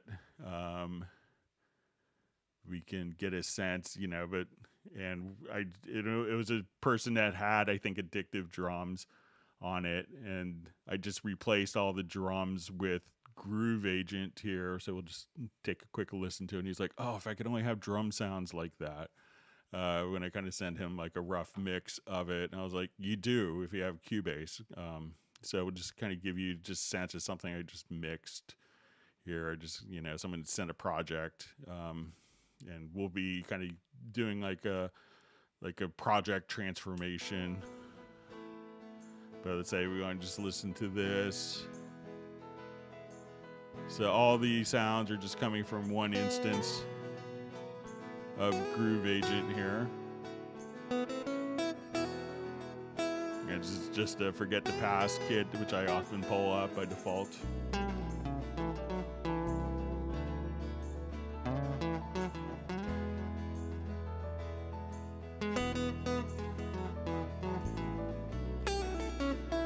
And like the bass is just from Hallian Sonic SE, the piano is from Hallian Sonic SE. So the drums are kicking, I think, coming up.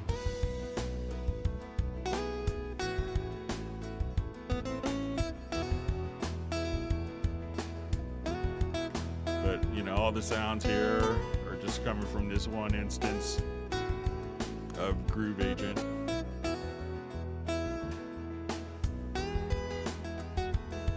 And you know, you have also like incredibly capable mixers, drag and drop. You could record MIDI real time out from it.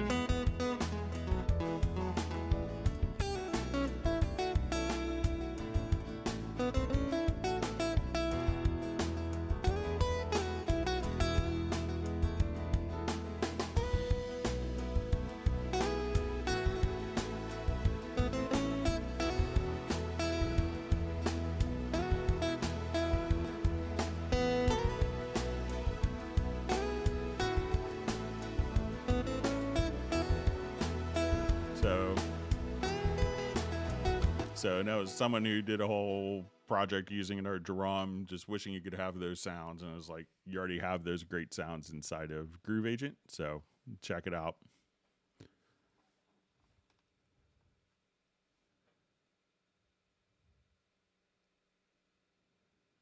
Okay, I see Gareth will get me the MIDI file. So I appreciate that. I just want to make sure I'm not clashing with two different parts. Then I should be all done with it hopefully tonight.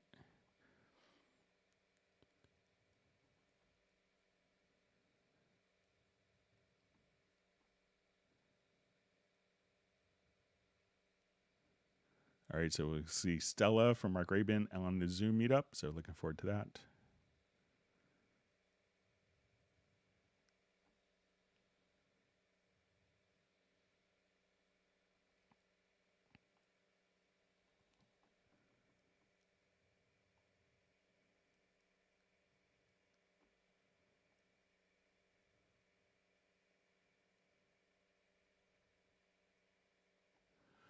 All right, so we see Greg, how do I save dynamics mapping setup as a preset so I could use it directly in other track editors?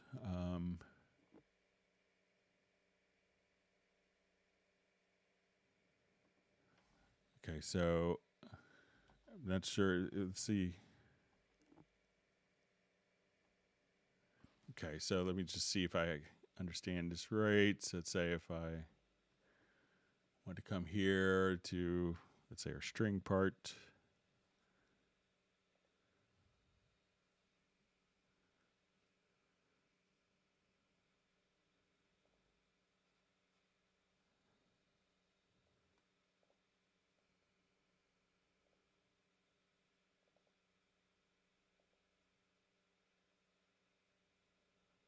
Okay, so I think, so we'll see kind of our dynamics here. And so I think that once you do this, that you could have it automatically just set the velocity range here. Like when you put a dynamic on a particular event, you could also have it send volume or like CC11 if you wanted to for, different expression libraries. So, I think that once you have this set up, that, it will automatically be available in all, anytime that you open up a Dynamics library. So, let me know if that's what you intended to ask about.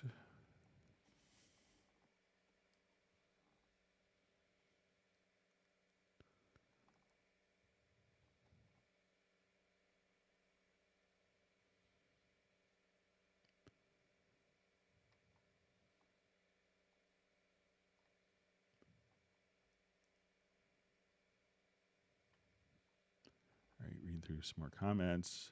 Someone wants to see me play bass. I don't really have many videos. All right, so we see Greg, please, what to do when Cubase stops responding and freezes? So often, if you restart Cubase, you could see that it'll kind of generate probably like a freeze or crash log. So you could try to send that directly to Steinberg. But often, sometimes when it does that, and you get the safe start menu, it may indicate if it's a particular plugin that's causing it to freeze, and maybe if it indicates the plugin, that you could just simply, that plugin could be causing issues. So maybe refrain from using that particular plugin.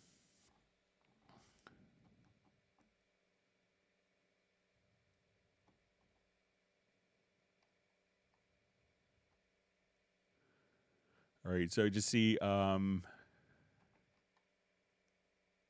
on just a second. Chat field's being very active today and jumping. So we see a question. Hi, Greg. How can I increase presence for my vocal tracks? Okay, so some of the things that you could do. Let's just come back over to this project.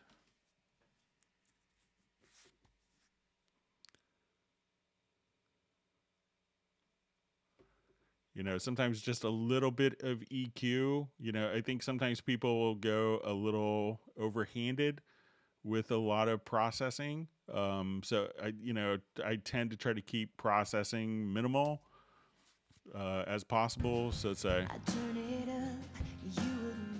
this will be like a typical, I may do just like a little EQ bump. So let's say if I want to bypass the EQ, I could just kind of come.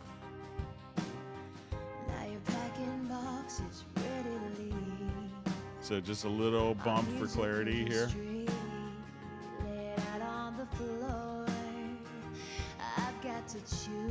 So you can see it's a little.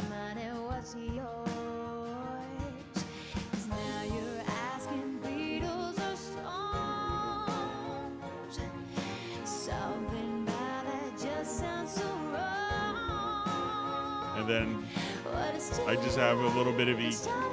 So we'll solo. Please stop asking Beatles or Stones. So if I come over here, let's bypass the EQ. And I think I have like a little channel strip of compressor. Just very subtle compression. When I played Hey Jude. And then we'll add, let's say, our. I should have told you we're out of tune. And then we'll add our EQ. And if we listen to that in context of the mix. That was okay. Suddenly it's Beatles or Stones. Something about that just sounds so wrong.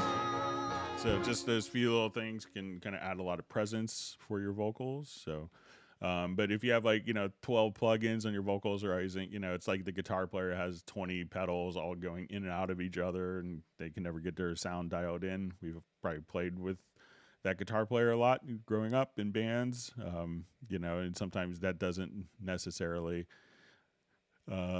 make for a better sound. All right, so we see Paige Tullian just says, I use Focusrite and Pro Tools. Well, thanks for joining the Cubase live stream. We hope if you have any questions, just let us know.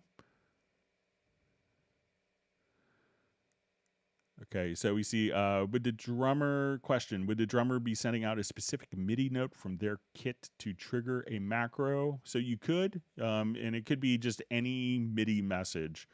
So again, once you have, once you go to like your MIDI remote here, or anything that will transmit MIDI could be used to trigger a macro. So it could be a drum kit, it could be like keys on a Stream Deck if you have the MIDI plugin for that, and then you could just be able to just simply have all those things automatically be able to transmit and do different controls. And also, so Paige, who's you mentioned running Focusrite and Pro Tools, so you could, if you're interested, you could take it. You could take advantage of the crossgrade promotion, and just see that Paige loves the channel, so it's great. All right. I guess it's Page to Clean, or I guess Page to Clean. Sorry, I have a small font size on my computer that I read, so I'll say your name so you get excited. So.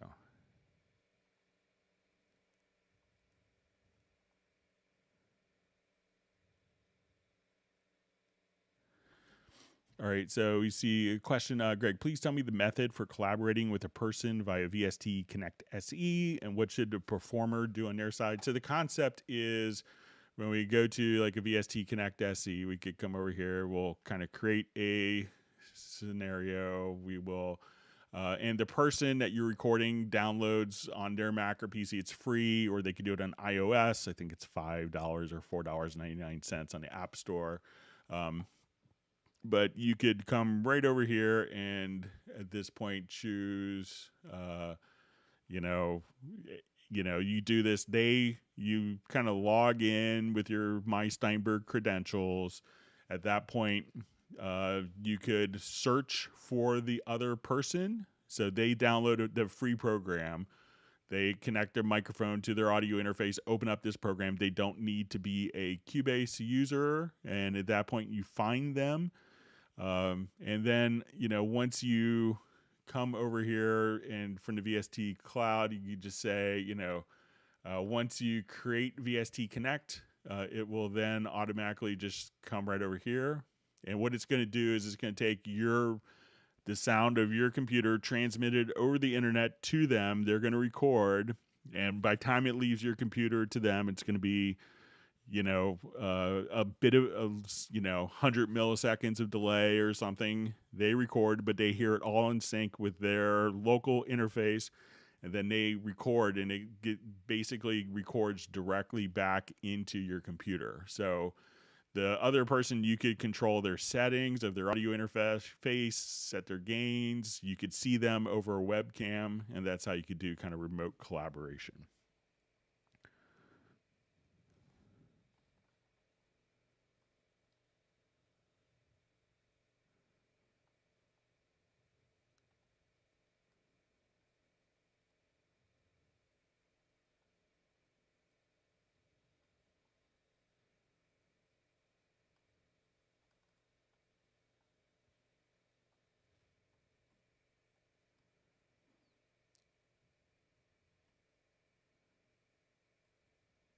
All right. See Michael Teams just saying rest in peace to Alan White from Yes. So yeah, that was sad to read. Alan was a long-time Cubase user. So he used to come out to when I would do like dealer trainings in Seattle. He would always make a point to come out and see the dealer training. So he gave me such a nice compliment. I'll always remember from Alan. He sat through like a 2-hour training, and then I went up to, this is the first time I met him, and he's like, Greg, that training was the best concert I've been to in years. So, but a really sweet man. I just love spending time with him backstage at different Yes shows and at NAMM shows. I was hoping that I would be able to see him next week at the NAMM show, but it was sad to hear of his passing. So.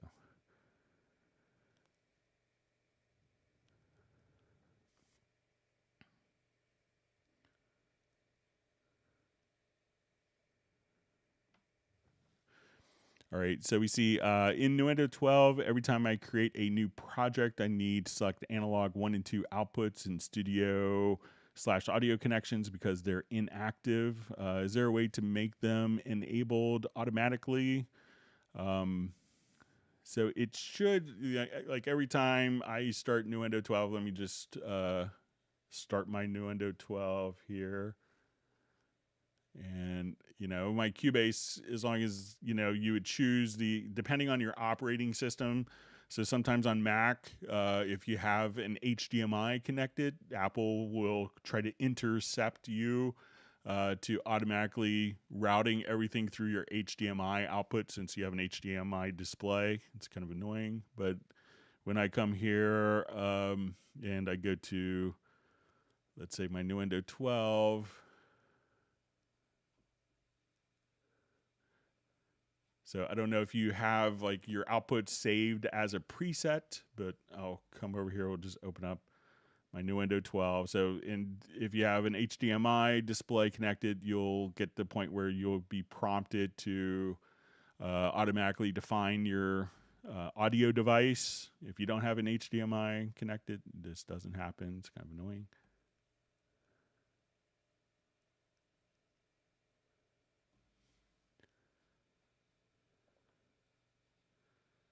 All right, so say if I just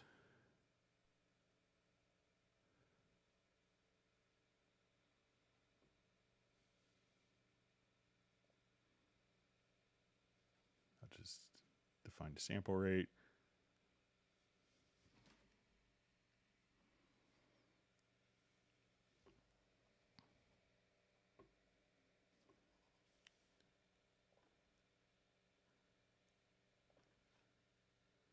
All right, and now we get to the audio connections. Everything is still maintained. So you could try to just come over here and, save a preset and see if that makes a difference.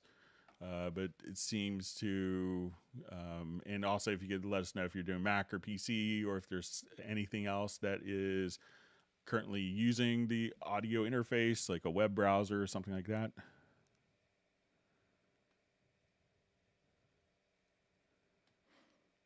We also see Jazz Dude mentioning rest in peace to Andy Fletcher from Depeche Mode. So yeah, he died much too young.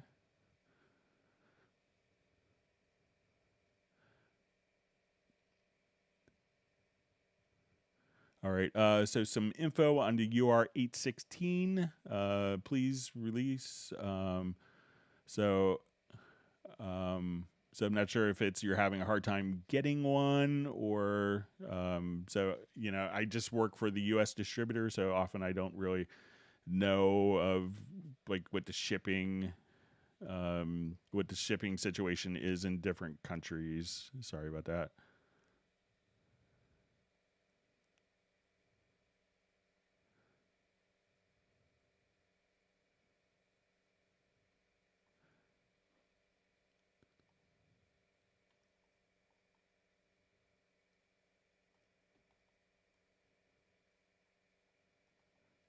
Just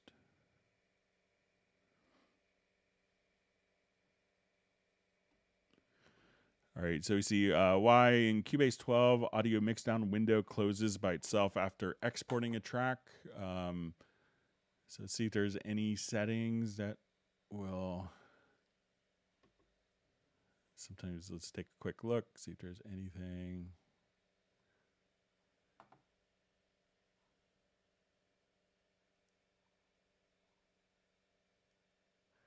So I think, with the capability of having different job queues, that maybe, that the intention is if you needed to do multiple exports, that you would just simply utilize the export queue functionality.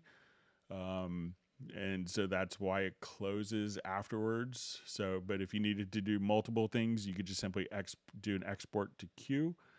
You're doing export queue, and that could do that. So let me know if there's a particular reason you need that you need the export window to stay open.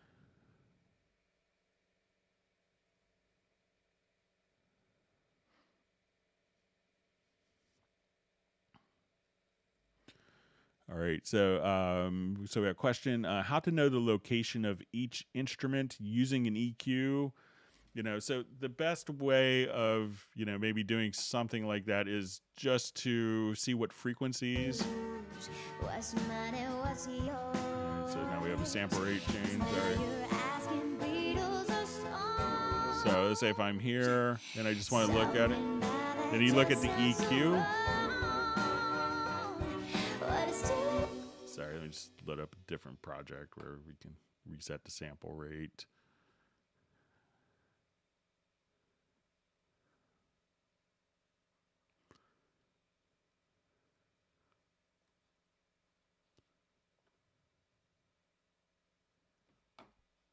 But as you wanted to see the different frequencies for the instruments, you can.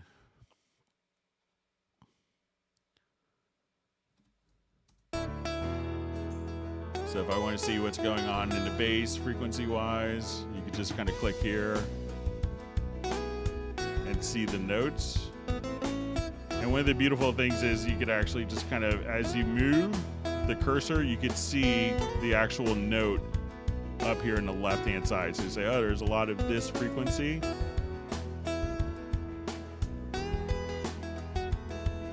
So if you want to just kind of come here. So as you move here, you could actually see what the pitch is of the notes in the upper left-hand corner. So, or the bottom. So you can say, okay, this is probably in the key of B. So you could just kind of hover and determine the frequencies and see what frequencies are going on. And you can see the overtone series of the bass here. So it's just like the fundamental, the first harmonic, the second, third, fourth, fifth. So you can almost see the whole harmonic overtone series represented there.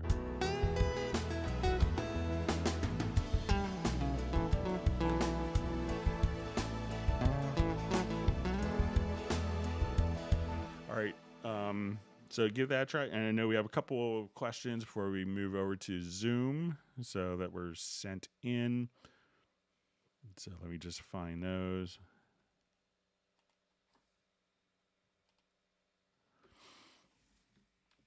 All right.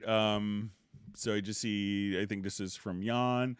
So the question is, we have 2 activation codes for Cubase 12 in our Steinberg account. Our goal is that the main studio has its unique license and should never be able to exist or use.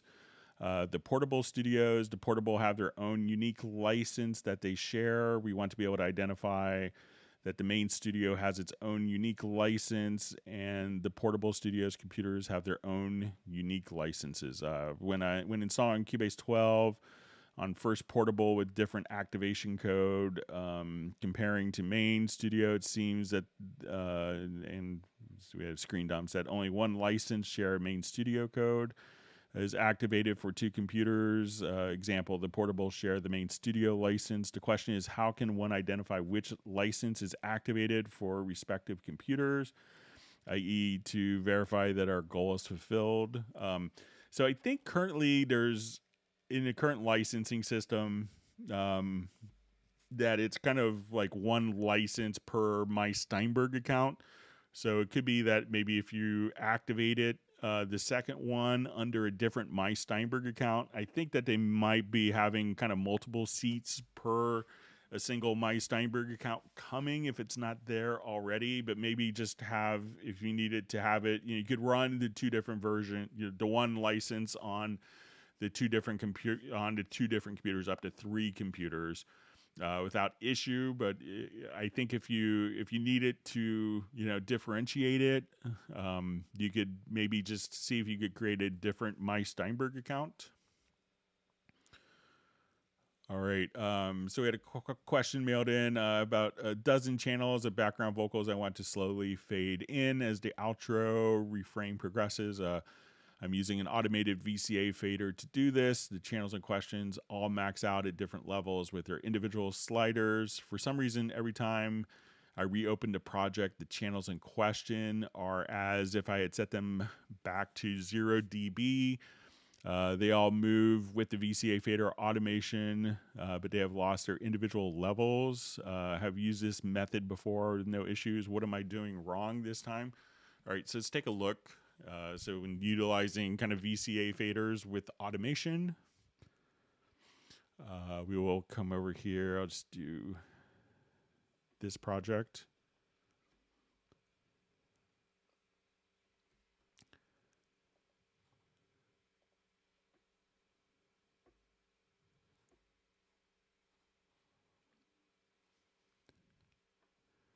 Okay, so, all right, so let's say we want to take all of our drums here, and I'll assign these to a VCA fader to the selected channels. Okay, so when you go to our mix console, we'll have a number of different, so let's say I don't really have, let's say, automation going on. These are kind of static automation, but if I want to automate my VCA, so I will come over here, sorry about that, and let's write the automation. So say, now we can see all the drums kind of reacting.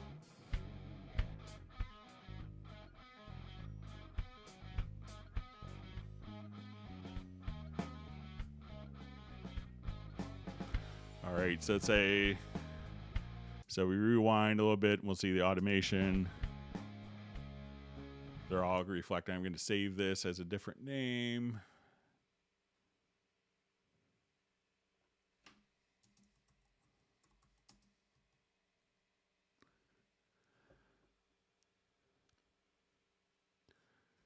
All right, and I'll close this project and let's open up. Let's go to recent projects.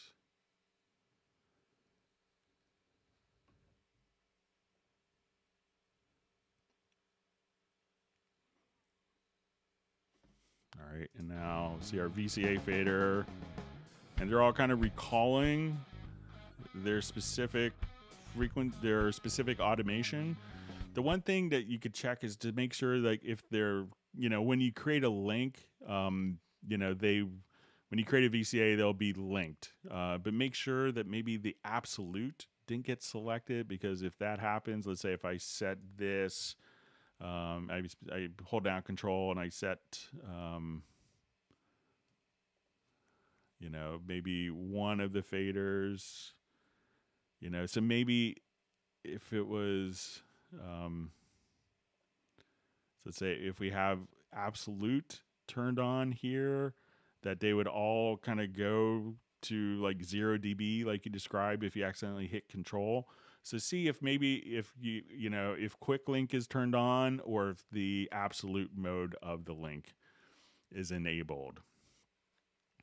All right, last time we had a question, I think it might have been from Nick, who is just wondering, let's say if you wanted to add specific markers. I think he was going back to Cubase 5 or older Cubase versions, where we could add markers, kind of like specific markers, by hitting a modifier key and a key on the numeric keypad. So I was playing around with this just out of curiosity, and we could still do it. So if you hold down the Control, so the question was like how to add like marker 3, marker 4, marker 9. So if you hold down like marker, like let's say we're on a marker track, we have this active, I'm going to hit Command or Control plus 3. That will now be marker 3. Let's say I want this to be marker 4, Command or Control plus 4.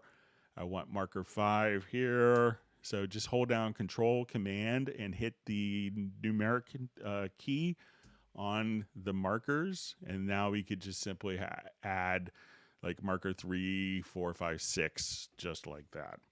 All right, so with that, we're a little late for the Zoom, so I'm going to open up Zoom and we'll start transitioning over. Bear with me just for a moment. Thank you for all the wonderful questions. We want everyone to have a great weekend, so I'm going to go ahead and start the meeting, and I'll paste the Zoom credentials in the chat.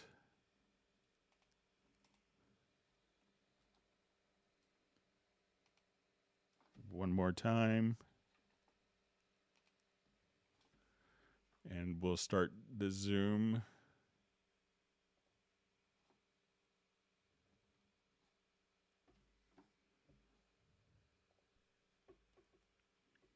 I'll turn my lights on here in a second. Join with computer audio. All right, so we see Lawrence Koch. All right.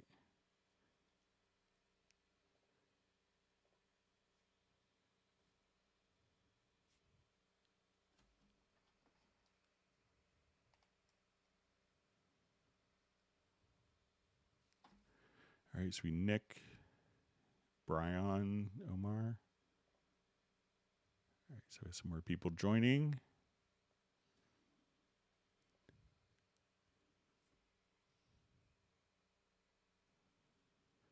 All right, and we'll let the meeting, we see Sable Winters joining.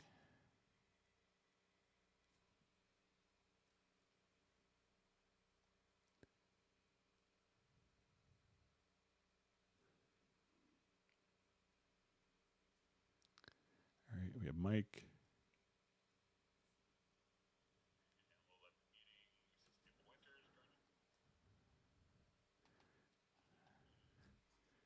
All right, we'll see Jay and Mark Rabin. All right.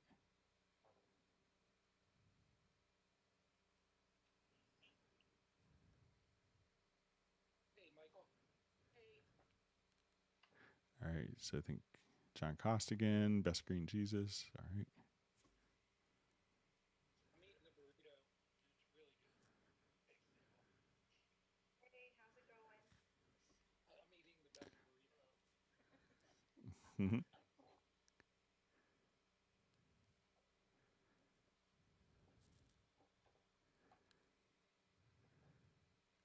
I'd share, but I think I want it all. All right, we'll let the. I'm gonna shut down the Club Cubase here in just a second.